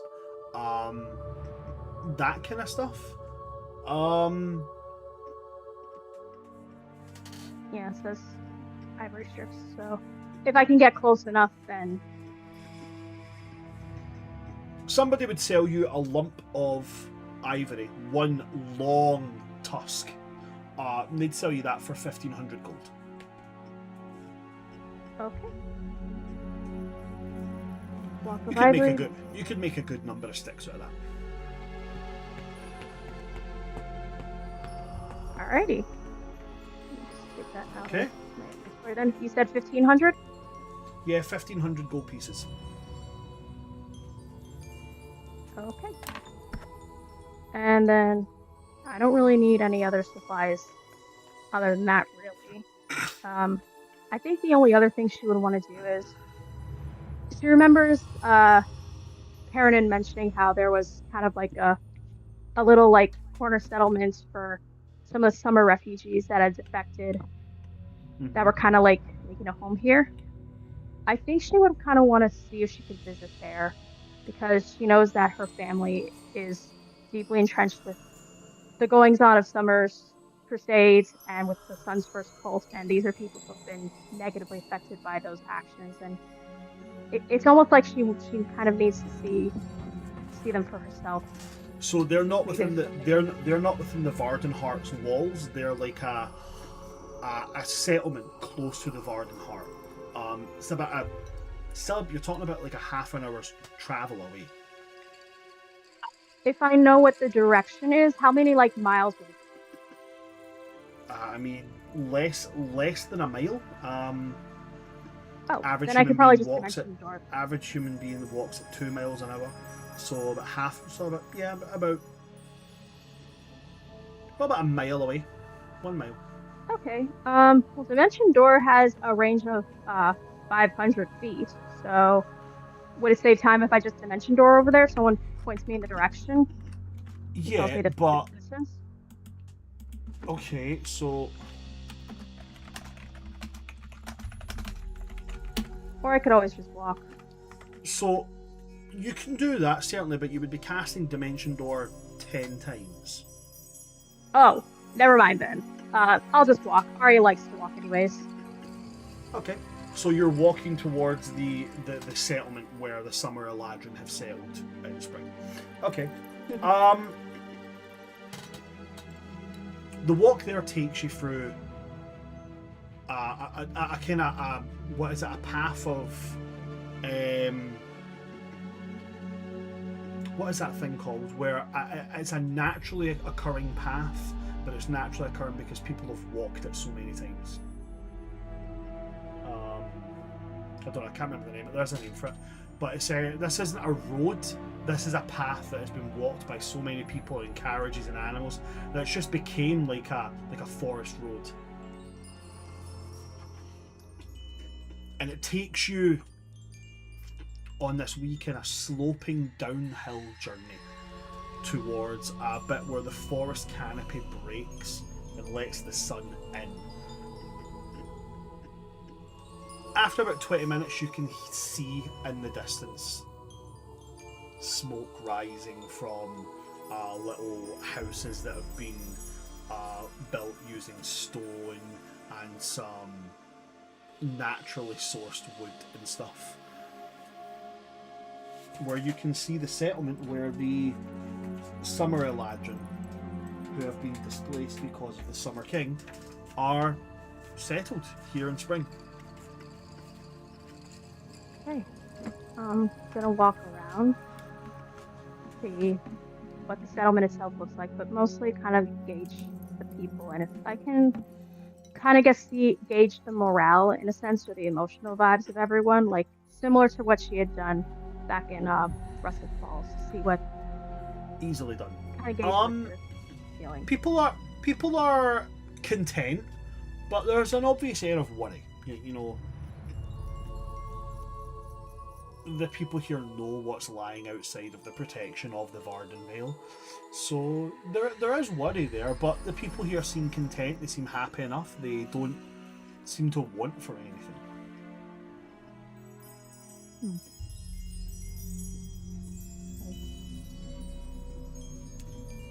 Doesn't seem like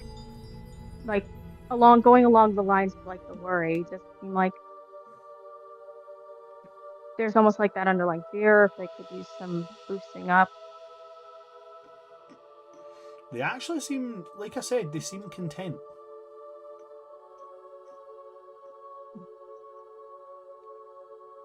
Okay.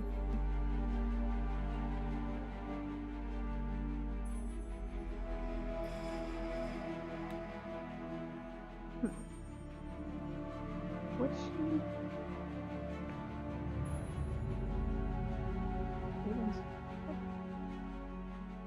Is there like a space that I think it's almost like that returning to that feeling of like her own fears and worries and muddle of feelings of like what can she, like, if she has a hard time feeling joy for herself, can she give that to others and uplift people? It's almost like she wants to try and give something and see if she still can, even when she's in this low-key depressed state. If she can just give something to people still. And maybe there is that little bit of selfishness where it's like she needs to get her own stuff out still. She is still trying to sit with it, but there's still that fear of like, will I be able to do what I'm meant to do if I'm struggling to feel that for myself? And will I be able to give that even in the wars to come? That not even to come, we are in war. So I think I want to see if I can find some kind of space where I can just essentially give like a little bit of a busker performance to see if I can play something to help at least assuage or at least help them momentarily forget about the worries. And again, it is a little bit more of that selfish sense of like, will I still be able to do this and give this to people and do what the greater hand placed me in this world for? Okay. Find a spot to do that. I mean, you'll be hard pressed to. They do know there's a tourney going on. There's lots of things getting ready to be moved towards there in the next few days. So there is a lot of space that's being taken up. But yeah, you could find a corner aside somewhere. May not be a lot of foot traffic through it, but you'll be heard certainly. Yeah. She's a little less dancey right now, anyway. So I don't think she'd be like as energetically moving about because she just doesn't feel that in her right now. Yeah, I'll find a spot. There's no stand, but maybe like there's like she's gonna try and lean a little more into that bluesy sense. Use that rhythmic heartbeat, but kind of tap more into that blues rhythm with it, casting minor illusion. And as always, she will send out a prayer to the greater hand, hoping this does somehow still uplift or comfort people, but also, I guess, in a sense, putting out that little bit of terror she has, that like, what if I can't give this to people? So if she's struggling to feel joy again for herself, even though she trusts and has faith that that negative feeling won't last forever, will I still be able to do this for people? And she's going to start playing a song and also singing too. She leans a little more into the singing for this than the dancing. And I think the best way I can describe it is like almost a bluesy hook kind of cover of The Light Behind Your Eyes by My Chemical Romance. And she especially focuses on the feelings behind the lyrics and kind of like switches them up a little so that it reflects like what's going on with Summer, what's going on with the world, and like there's this threat, there's this looming fear, but as bad as it gets, we can face it in spite of the fear, and it doesn't have to break us. Because I think that is something she fears for herself, especially after coming out of the house. Okay. So make me a performance check. I am going to say, because of the kind of trepidatious nature you're describing, I'm going to give you a disadvantage. Oh. I don't think I've ever rolled a disadvantage before. Okay. With disadvantage, okay, I rolled a 15 and with disadvantage, that is a 6, and then my performance has 14. So that is okay, just so a dirty 20, Alison. With a dirty 20, the performance is technically good. You do everything correctly. There's a bit less heart in it than usual. A couple of people that stop and kind of like smile and nod along to it and stuff like that, they engage in it. But you can see there's no glint in the eyes. You're not stirring anything with it. But maybe there's a sense of the people here are already content. Maybe there's a sense of maybe this wasn't where it was needed. So it becomes less of a question of why wasn't it good enough and more of a, was this the right place? So it's not quite so much that it doesn't work. It's more like it works, but it works in a way that wasn't needed here. You're playing to try and alleviate the fears of what's outside, they're content here. There are slight worries, but for the most part, what's outside is not on their minds. Do you understand what it's not a...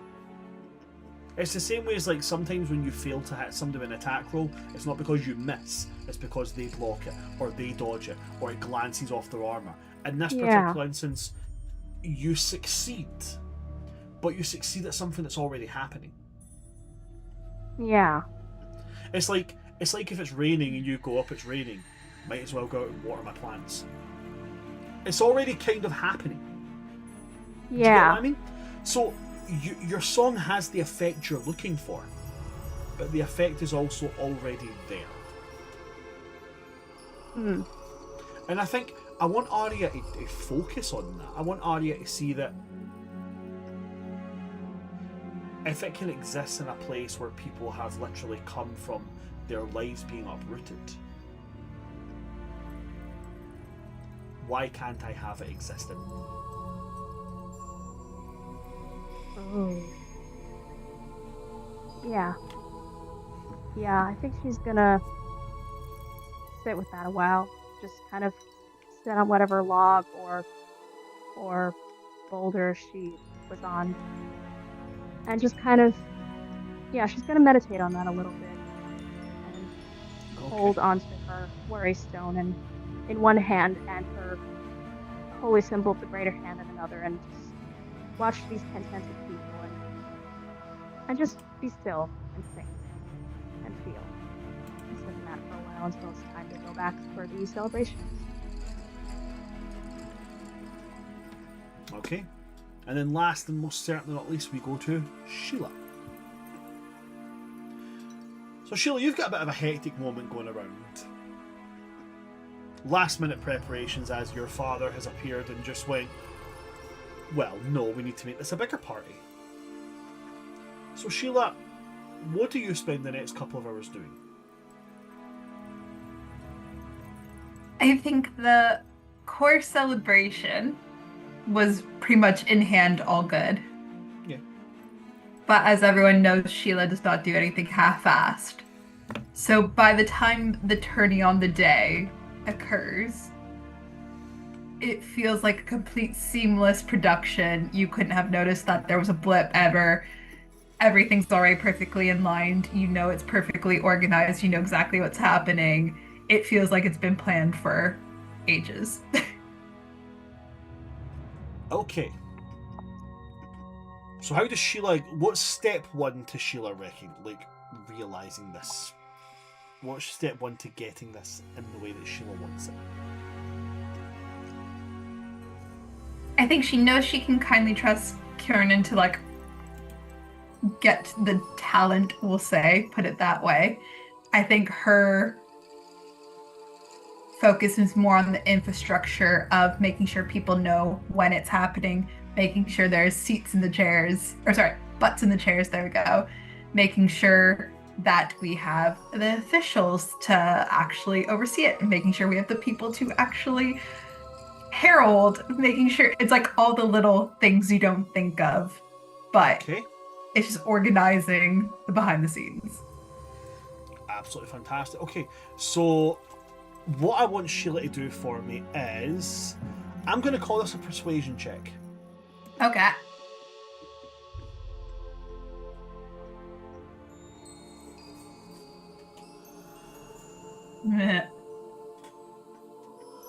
So that was a 3, but luckily my persuasion's plus 16. So 19. With a 19. You do have a bardic inspiration as well. You can roll for things. True. And a guidance. Thank you, Arya. 1d10.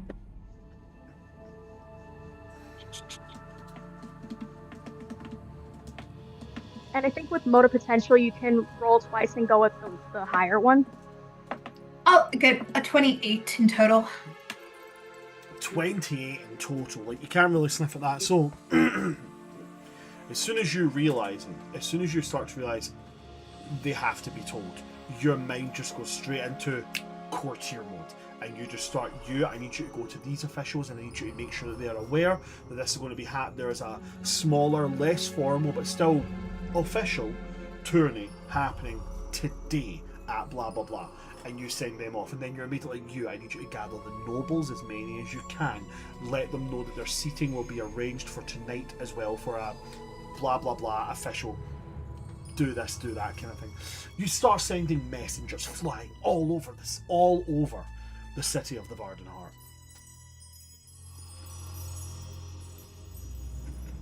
Anything else for Sheila to arrange? Anything? What's the next step for you?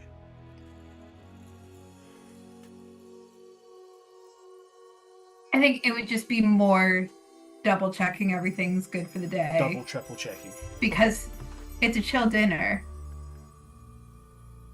Chill dinner, guys. Girl dinner.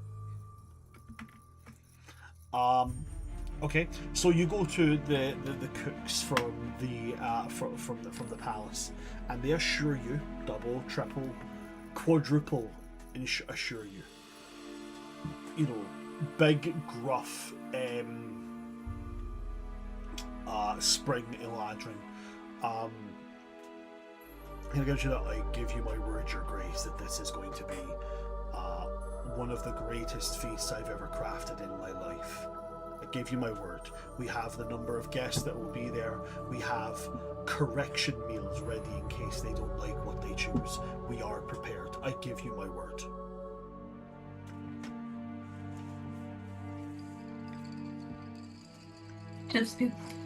I trust you. Thank you for reassuring me. Then, on to the next task. You move on to the next task. And what would be the next task? Is there a next task after that, or is it just a constant? It's a constant. Right. Okay. Cool. Love it. You know, if you've never done a wedding before, you do kind of just spend 3 hours checking the same things over and over again. It's ridiculous. And then you don't remember the day, anyways. And then yeah. I can remember the meal, and then I can remember the party. I don't remember I look back at the pictures and go, oh, I remember doing that. And then if somebody was to go, do the events all in order again, I just go, no.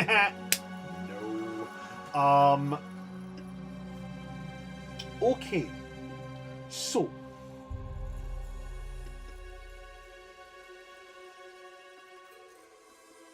the next few hours pass by. And then it gets to that point. It gets to the point where Dale Oakenhand sends all of the staff, all of the officials that have come to the palace to do this and do that, he sends them all off. Every guard, everything. He sends them off to go and prepare at the tourney grounds. And then he's going to come and find you, Sheila. Gives a knock on your door to where you are. And just gives a kind of polite call through, Your Grace. It was just to make you aware that I have vacated the palace for you. You have the entire place to yourself.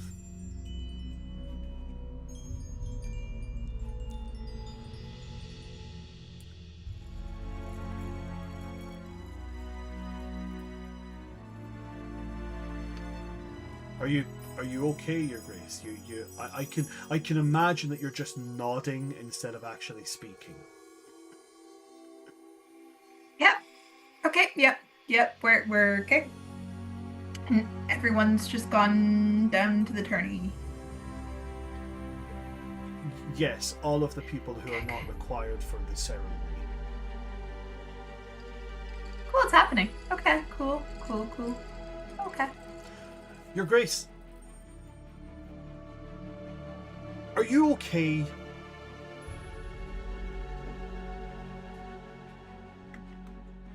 Define okay? Maybe slightly manic? Maybe like, we're good. We're fine.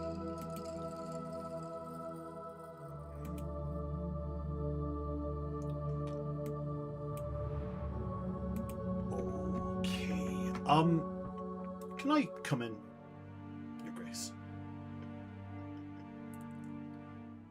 If you like. Just gonna open the door gently, step in, close the door, turn around, and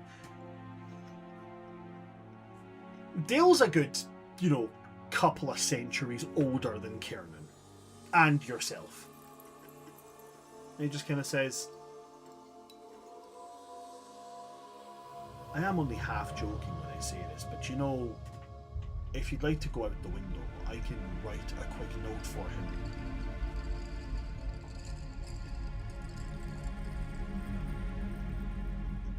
I appreciate that. I just always thought that the ceremony would be the fun part, like the big party. Oh, no. No. No.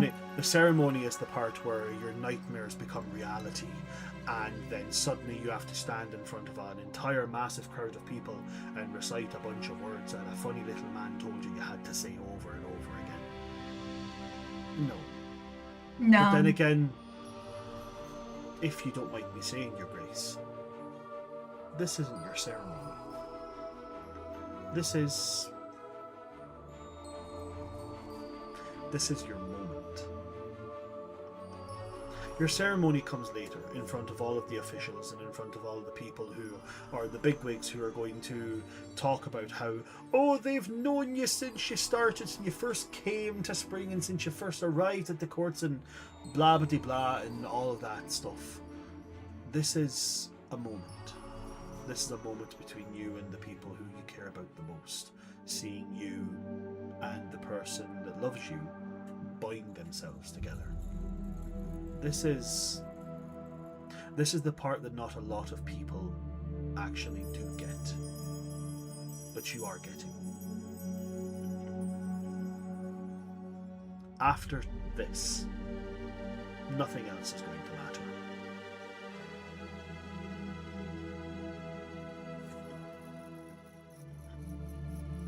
I knew there was a reason why I liked you. I like to think that it's because I'm a jack of all trades. You're very useful. Well, should we get going then? I will be sure to make myself scarce to leave you and your loved ones to your moment. Dale, would you like to join us? Oh, I would never like to impose upon such a thing, Your Grace. I think you've earned it. I will excuse myself quickly to dress somewhat more appropriately then. Thank you, Dale. He's going to make his way to the door and then stop, turn his head back and say, if I could speak plainly, Your Grace. I would welcome it. I remember when I first heard that they were bringing a commoner up to be king. And I remember even more when they said that he was going to take someone from another court as his queen. As you'll know, I'm quite a proud man, Your Grace, and I don't quite like to admit when I am wrong. And I thought to myself, this may be the end of spring. I have never been more happy to be wrong in my life.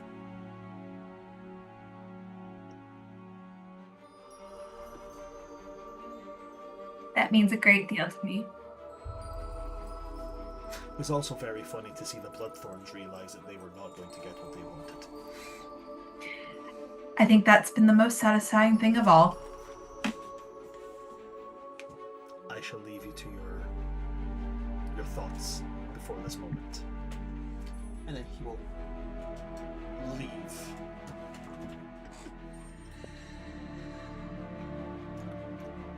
We all need Sure. Dale on the wedding day. Everybody needs a Dale on their wedding day. Like you just need Dale's some. a real you just one. need some. You just need somebody to walk up and go, listen. You need to chill the fuck out, right?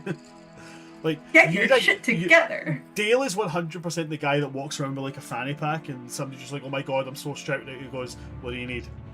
What do you need? I got. Don't even question if I got it. Just know I've got it." He's the dad friend. It's like, I really wish I had like a Sega Saturn just to play like a quick couple of games of Mortal Kombat 2. He's just like, "Motherfucker, I got you."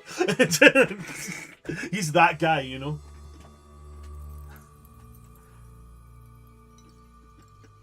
Very quickly, before you gather for the ceremony, what's everybody doing? You know, what's the final part before it all begins? Reverie. Start with you.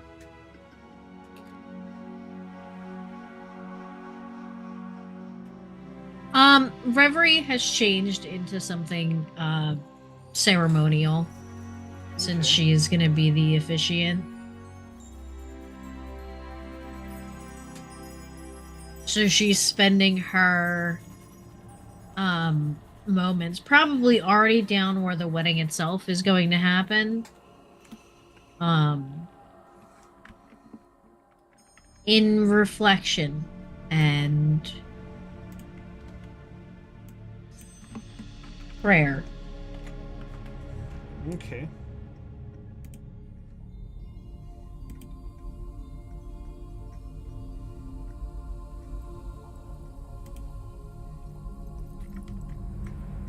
Is that it, yeah? So just preparing at the place where the ceremony is going to take place, yeah? Okay. Absolutely. Elion.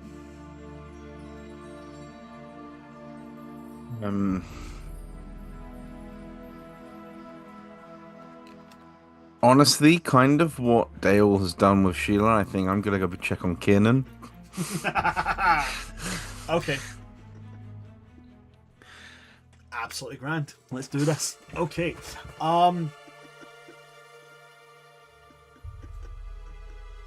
Kiernan's in the throne room, standing, looking at these two thrones.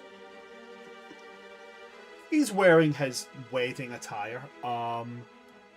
I think I haven't actually thought about this.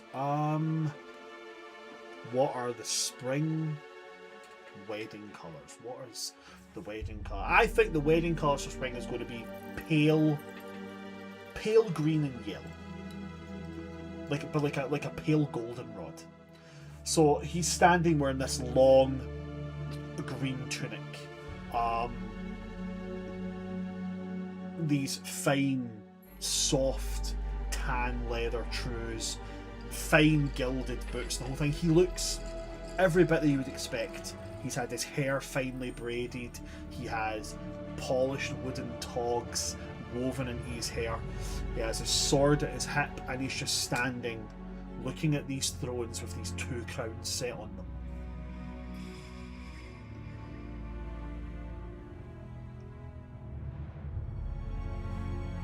You've come a long way.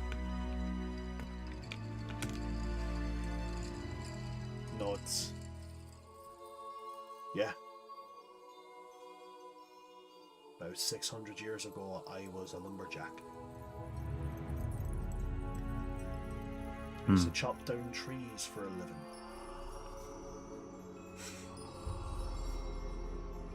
Every day was enough coin to buy your food for that day. And that was it. Every single day was just living for that day.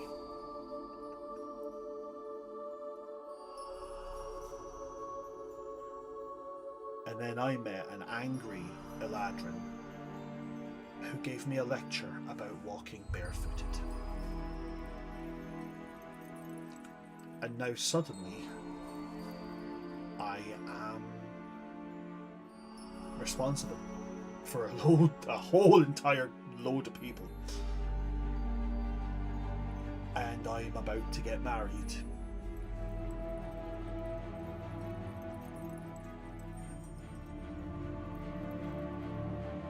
and I'm not supposed to say this, but I have to say it Sunday. My father-in-law's a fucking dragon.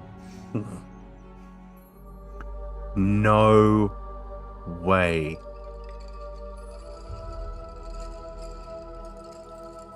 Nah, I'm joking. He's not. He's actually a really lovely guy.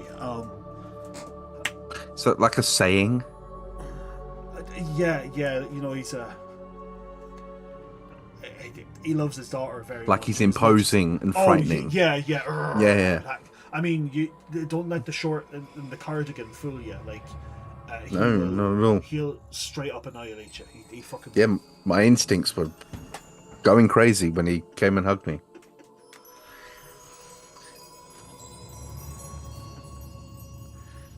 Is it normal? You know, that pit in the middle of your gut. Usually I take that as a sign that things are going bad. But every time I think about walking up to that altar and standing there and waiting, and Sheila coming down, and I just get this big pit in my stomach, and but like I feel happy that it's there, you know, like I don't. Is that normal? Am I ill? Am I gonna die? You are not ill. Okay, good. You will eventually die, but you are not ill. I don't know. I don't actually think I can die. I definitely can. Anyway, you're just nervous, I think. I'm happy. All joking aside, Eleanor, yes, I am nervous. Mm-hmm. I mean, she's...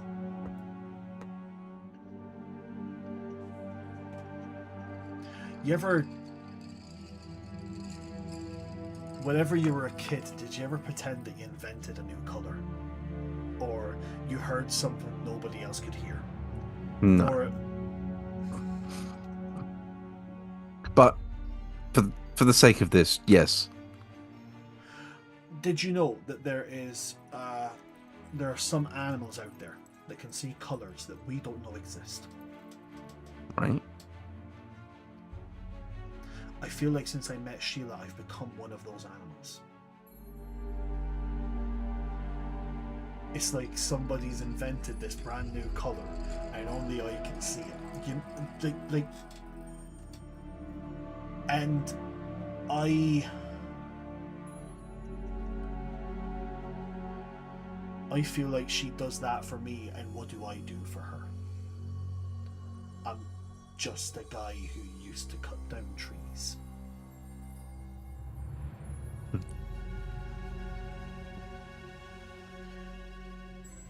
I think we can both agree that she is an intelligent woman. Oh, she's way smarter than me. Even if I was to disagree, I'd be wrong.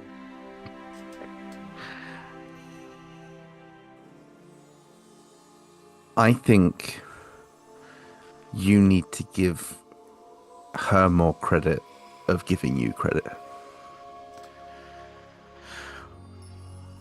If you were just a lumberjack, Ken, I don't think she would feel the way she does.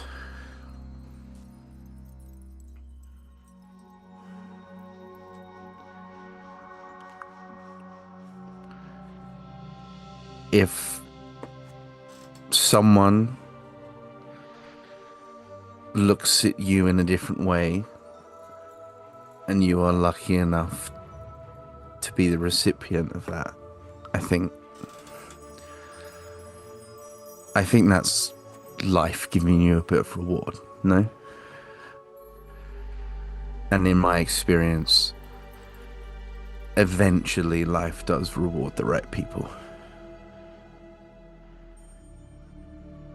You two both deserve this.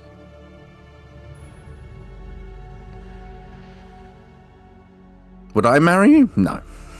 Not at all. But someone's got to, and it just so happens to be someone far above your station. Oh, like astronomically above. Right, like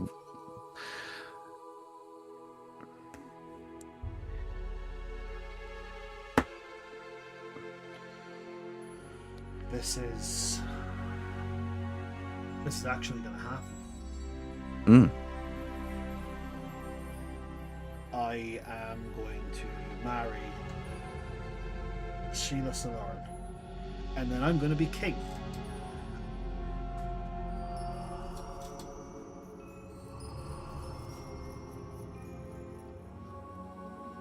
You know, when we first met, I never fucking liked you. I think that feeling was mutual across all parties.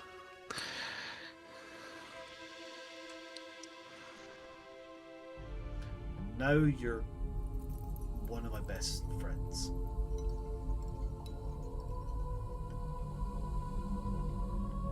But like, that's more through default lack of choice, but I appreciate the sentiment. Oh no, I've got plenty of choices. You have less choices, but I have plenty of choices. Yeah, that's true. I'm a king. Everybody wants to be my friend.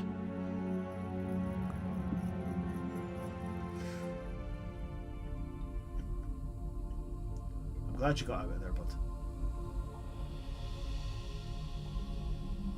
Vows? All of it. The house, summer, everything. I don't think we're quite free yet. But I hear when it comes to wanting... You're standing here without the Summer King's leash around your neck anymore. It sounds pretty fucking free to me.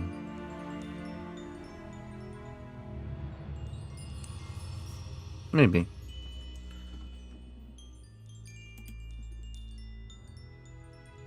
I think it's about time I start heading my way down. I'll be with you if you want me to.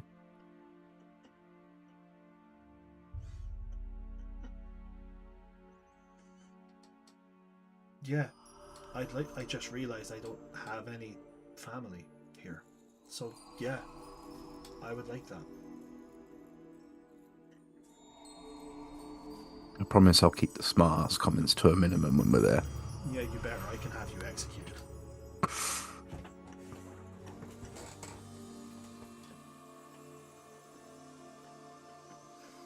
He's going to turn and he'll start making his way towards the doors.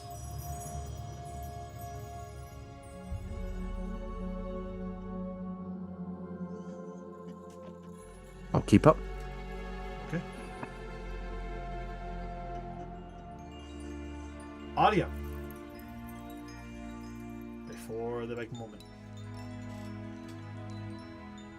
I think first of all she would see like people prepping and probably have gone to Reverie and asked, like, kind of gauged if this is something that, like, it is smaller and it is a little more casual and like closer relations, but because she knows that Sheila is someone who likes fancy stuff and likes to have like a certain kind of like presence and like image, she doesn't want to like embarrass her friends by like dressing in her usual travel clothes. So is this something that I should like dress super fancy with, or just fancy enough, like casual fancy, just so that like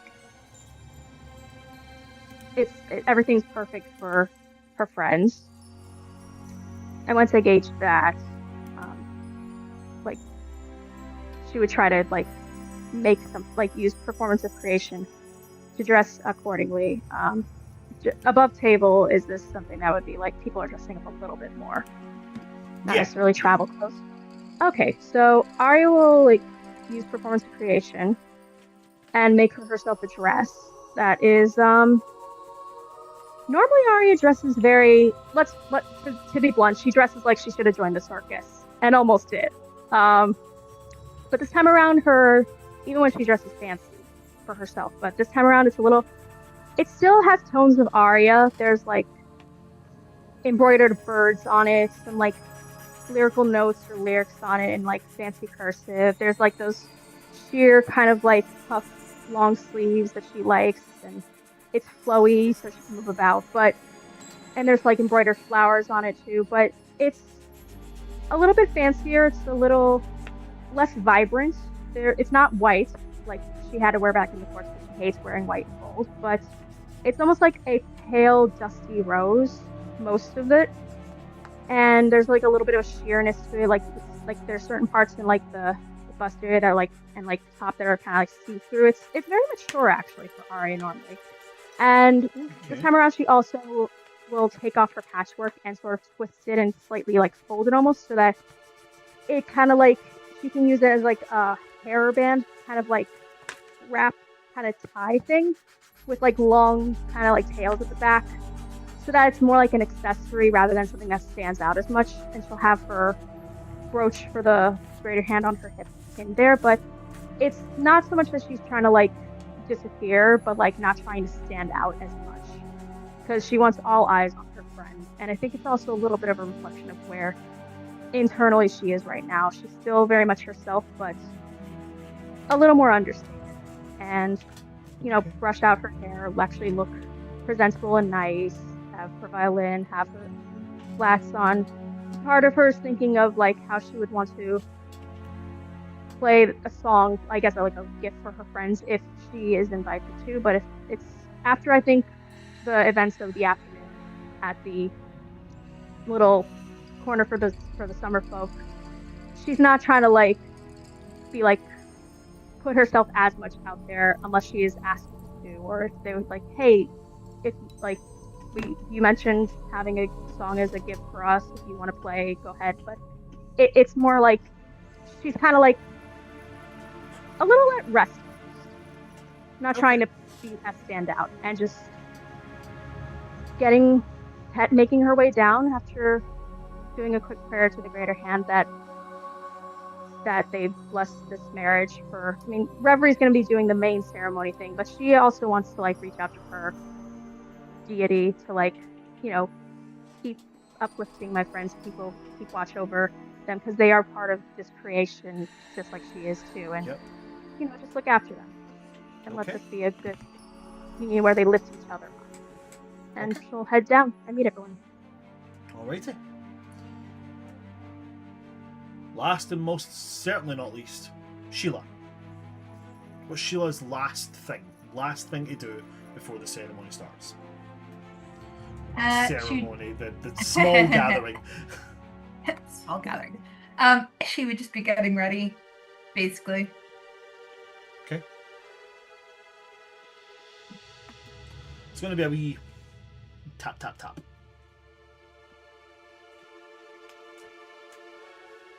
She'll go to the door and like open it slightly. It's your dad, and your mum is also there with him. Hello.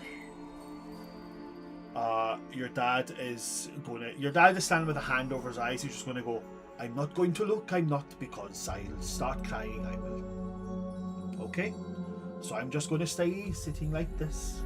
And your mother is going to do all the looking for me. And your mother, Neve, standing there. She gives you this kind of once over, and she's doing this the courtly thing.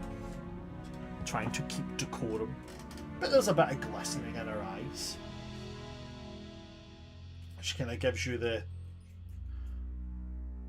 I just wanted to come and to wish you good luck. And also to let you know that, we are very proud of everything that you've achieved and done. And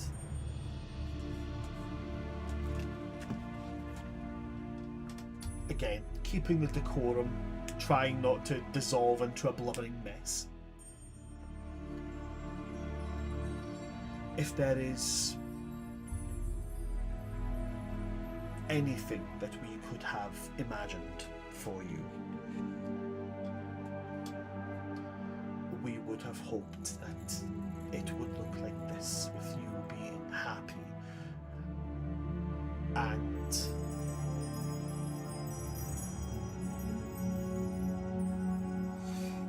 that's about all I'm going to say, because if I say any more, I think I'll dissolve. And just down at her side, I don't know why, he's shorter than her in my head. I don't know why. Just from Heels. down, just from down to her. It's like a Danny DeVito and his wife situation. You know, I don't know why that's what I'm picturing, but I don't know why it's popped into my head. I've given your family Mr. Morticia. weird body sizes. Just from down there, so you just hear like a. Just, it's like he's doing like these, you know the do that you do that you catch your breath. You know that. He's doing that.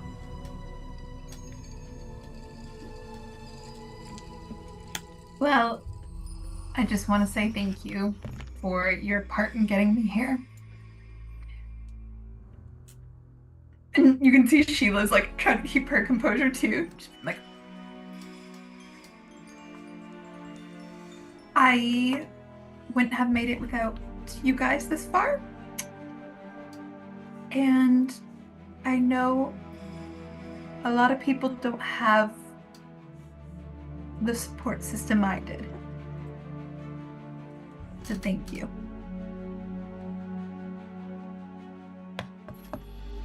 Puts her hand on her chest.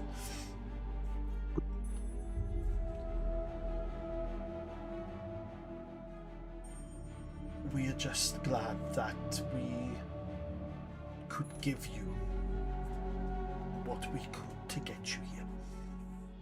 But truth be told, you never needed much. You always knew how to get yourself where you wanted to go.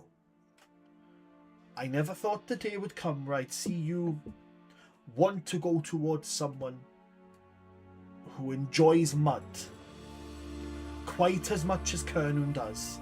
But I can't say that's not a charming quality in him. I do hope that his actual bathing has increased by a certain amount.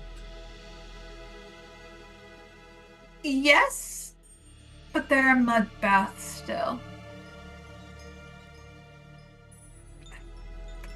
I suppose. I suppose a compromise is still an improvement. Yes. Marriage is about compromise.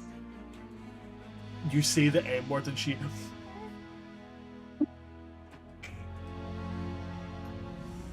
pulls out a napkin, dabs at her eyes, and then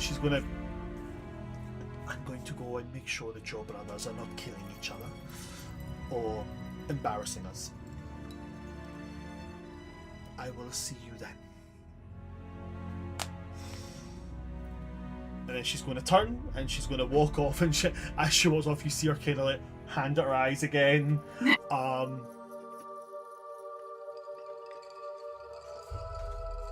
Your dad will eventually pull his hand away, do the whole peek through the fingers, then bring it away as he sees you.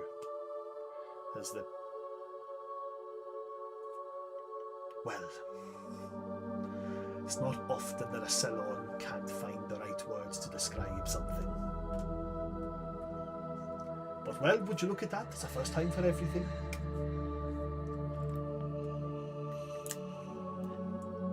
If I had the words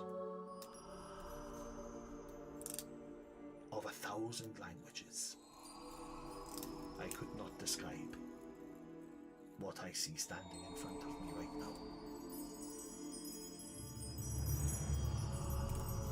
Kernun is a lucky man, and if he doesn't understand that he is, I'll eat him.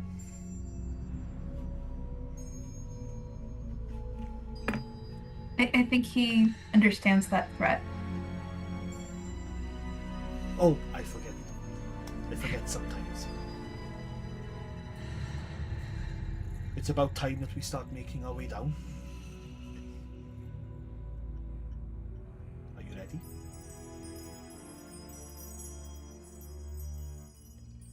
Yes. Yes, I am.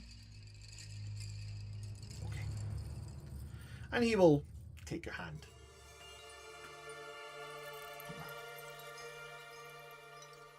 And he'll start to make his way towards the outdoor. I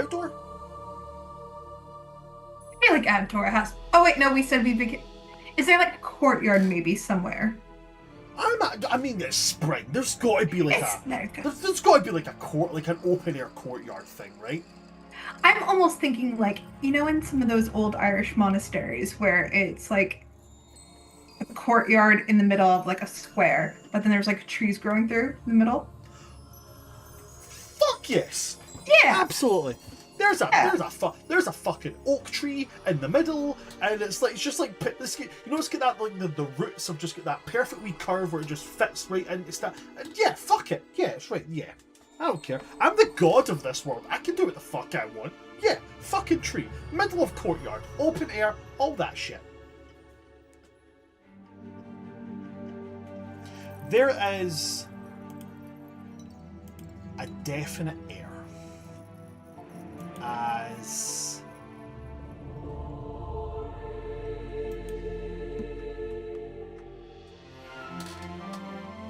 you and your father step out into this, and you guys can all see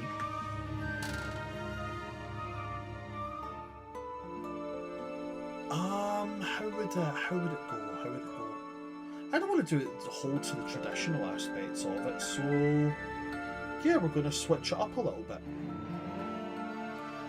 It's not like a walking the bride up the aisle thing, because, you know, that wasn't a thing until mad weird Christians came in. Hiya, like, Summer Eladrin probably do that shit. They are the colonizers. As he's walking there, Kiernan will come meet you guys halfway. Not like a, you know, giving away kind of thing, more like just a you guys stand together and hold hands, and I imagine hand fastening is still like a thing, you know, reference that. Yeah, hand fastening. So as it comes down, it's a very kind of like between you three kind of thing, as Lysrin gives, you know, puts your hand over to Kiernan's and goes, well, there you are, she's your, well, I was about to say she's your responsibility, but quite honestly, she's always been responsible for herself. But he's going to lean in a little bit, and he's going to say, me and my kind know quite a bit about treasures. And I'm trusting you with one of the greatest treasures that I've ever seen. A treasure not so easily squandered, but very easily misplaced and lost. Keep your wits about you, Willowind. And I see, and for a second his eyes glint over, and I see a prosperous future.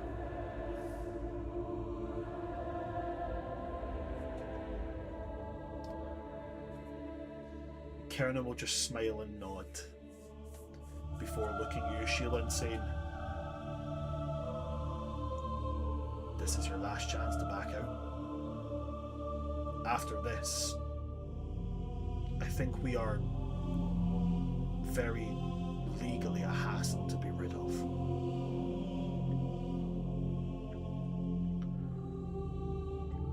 You promised me back in winter that you weren't leaving me. And I promised it back. I think you're the one stuck with me. There's a very distinct difference in aesthetics when you look at both of us. I assure you, you are the one stuck with me. Well, then make it legally binding, come on. You do not have to tell me twice. And he will walk up, taking you to stand in front of Reverie.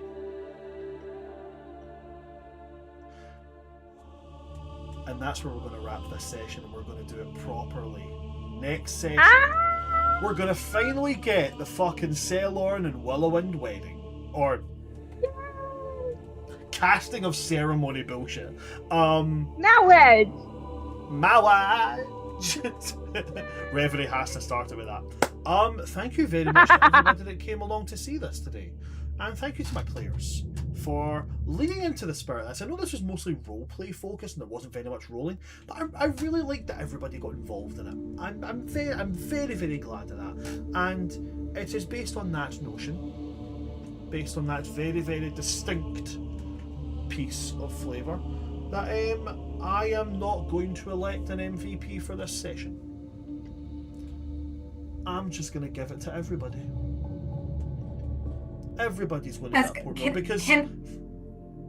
What? I was gonna say, can we nominate the boys for being romantic and it being cute as fuck? I mean, Y'all are cute as fuck. Everybody's getting it. I mean, I'm a fucking hopeless romantic. Ditto. But everybody's going to get it anyway. But I will say, I love that a lot of people, especially when you have something like a wedding or a marriage or romance in D&D and things like that, people lean away from the romance of it, and I like that everybody got involved in it, right? Because usually people go, no, not romance, and it's like, yeah, I mean, like, we're all for the making out and for the weird adult bits, but nobody does the romance aspect, because why do that? And I'm like, no, motherfucker, tell me how you love me. Yes. Flirting is a bonus action. Or is it a free action? Flirting's a free action. Give me all the emotion. Give me all the lovey-dovey stuff. The best part about being a forever DM is I just get to platonically flirt with my friends. It's great fun. I mean, I say platonically, I'm absolutely lying. Y'all getting flirted with heavily. Excited for everybody gets a portent roll. So roll your d20s, see what you get, and if you want to, you can keep it. I'm gonna fucking keep that. That's a 2. Hell yes. Yeah. If you enjoyed what you've seen here today, folks, then be sure and come next session, because we're going to start off with a wedding. We're going to start off with Reverie having to do a speech. Then, yeah, I've just made a big speech about leaning into the romance of it. I'll write vows. Fuck it. Yeah. Fuck it. Yeah. I'm gonna have to go and watch a bunch of episodes. Fuck it. I'll write vows. Yeah. Fuck that shit. We're writing then vows. We're gonna go. Fuck it, Kiernan. I'll write vows for Kiernan. Fuck We're it. writing vows. Hell yes. I'm so fucking excited yes. for next day. We'll write vows. Fuck this shit. I'm gonna get my wife to help me. Amy, I need you to help me write vows. Nah, fuck it, yeah. I mean, like I just said, everybody always leans away from the romance of it. Fucking let's show them how it's done. Yeah, you'll see the vows, and then you'll see the casting of ceremony, which is not something that happens often in D&D. So, yeah. And then we'll go into the tourney, where people get to smack each other about and shit like that without the threat of death. It's about balance. Yay! It's about balance in all things, you know, soppy romance, beat Elion's breaks off. But yeah, if you do like what you've seen here, guys, come back next week and check us out for the next session.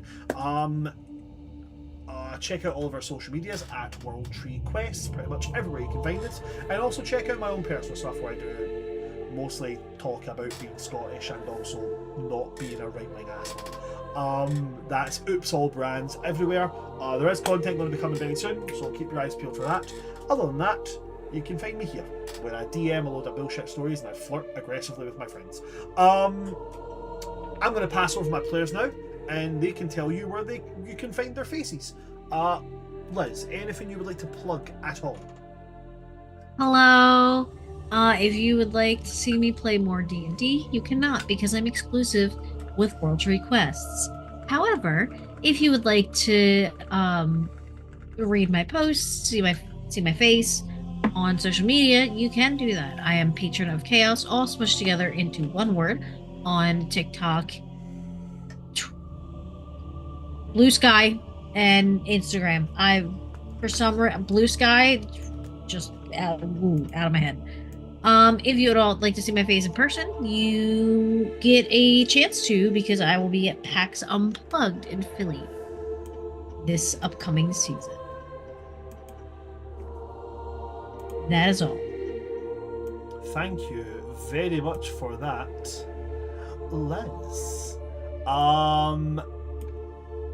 Moving right along, we will go to Harry. Where can people see your lovely face? Other than this amazing place where we all get to roll dice and be cute and flirt with each other for free, which is crazy. For free? The only other way that you can see my face is, again, if some people go to Philly in December, where we're all going to be hanging out and having a nice time. But textually, I'm on Blue Sky once a week when I do this, because I remember it exists when I have to say it out loud. But yeah, that's it. Fantastic. Thanks very much, Harry. On to yourself, Khadija. Anything you would like to plug at all? Hi, if you want to see me play D&D anywhere else, no you cannot. I'm exclusively here at World Tree Quest with these amazing people and storytellers, having emotions big and small, doing flirty stuff and romance, and which is so much fun. I'm happy we leaned into that. But as far as other things, you can find me at my social medias at Kadish Al Kubra on Instagram, on Archive of Our Own, where I have fan fictions that I've written and post, as well as technically Blue Sky. I need to post there more often. But mostly you can find me at the Bookworm Archive on TikTok, where I'm best known as the Book Dragon. If you like wholesome, uplifting, funny kind of content, as well as having really good book recommendations shoved down your throat, I'm the gal you go to. Have not posted there in a hot minute, because I'm kind of busy working on my own stories and trying to get my own work out there, but there's still lots of playlists that you can check out, full of great recommendations. And you might also see my face at PAX Unplugged. I'm still working on seeing if I can afford to get tickets and book a hotel, but if not, I'm definitely at least gonna spend money to take a train ride out there and hang out with my party members there. So you might see me in person then, outside of the convention. So yeah. Fantastic. Thank you very much. And last, and most certainly not least, Ash, anything you'd like to plug at all? If you want to see me aggressively flirt with my DM, you can only do that here. However, if you want to find me on socials, you can do that at Ash Howard Music on most platforms. Absolutely phenomenal. Thank you so much. And if that's it from my players and that's it from me, well then that is it from all of us. Thank you for coming to see us here today, folks. I have been your DM of Doom, Oops All Brands, or World Tree Quest here on Twitch and YouTube. And with me today we have had Patron of Chaos, we have had that guy Just Harry, we've had Khadija Al Kubra, and we've had Ash Howard Music. From all of us here at World Tree Quest, good night, stay safe, dearly beloveds, we are gathered here today, and so on and so forth. Do you want to kiss the bride? Fucking do it. Oh, and also, don't pull a finny or some shit like that. Good night, folks. Good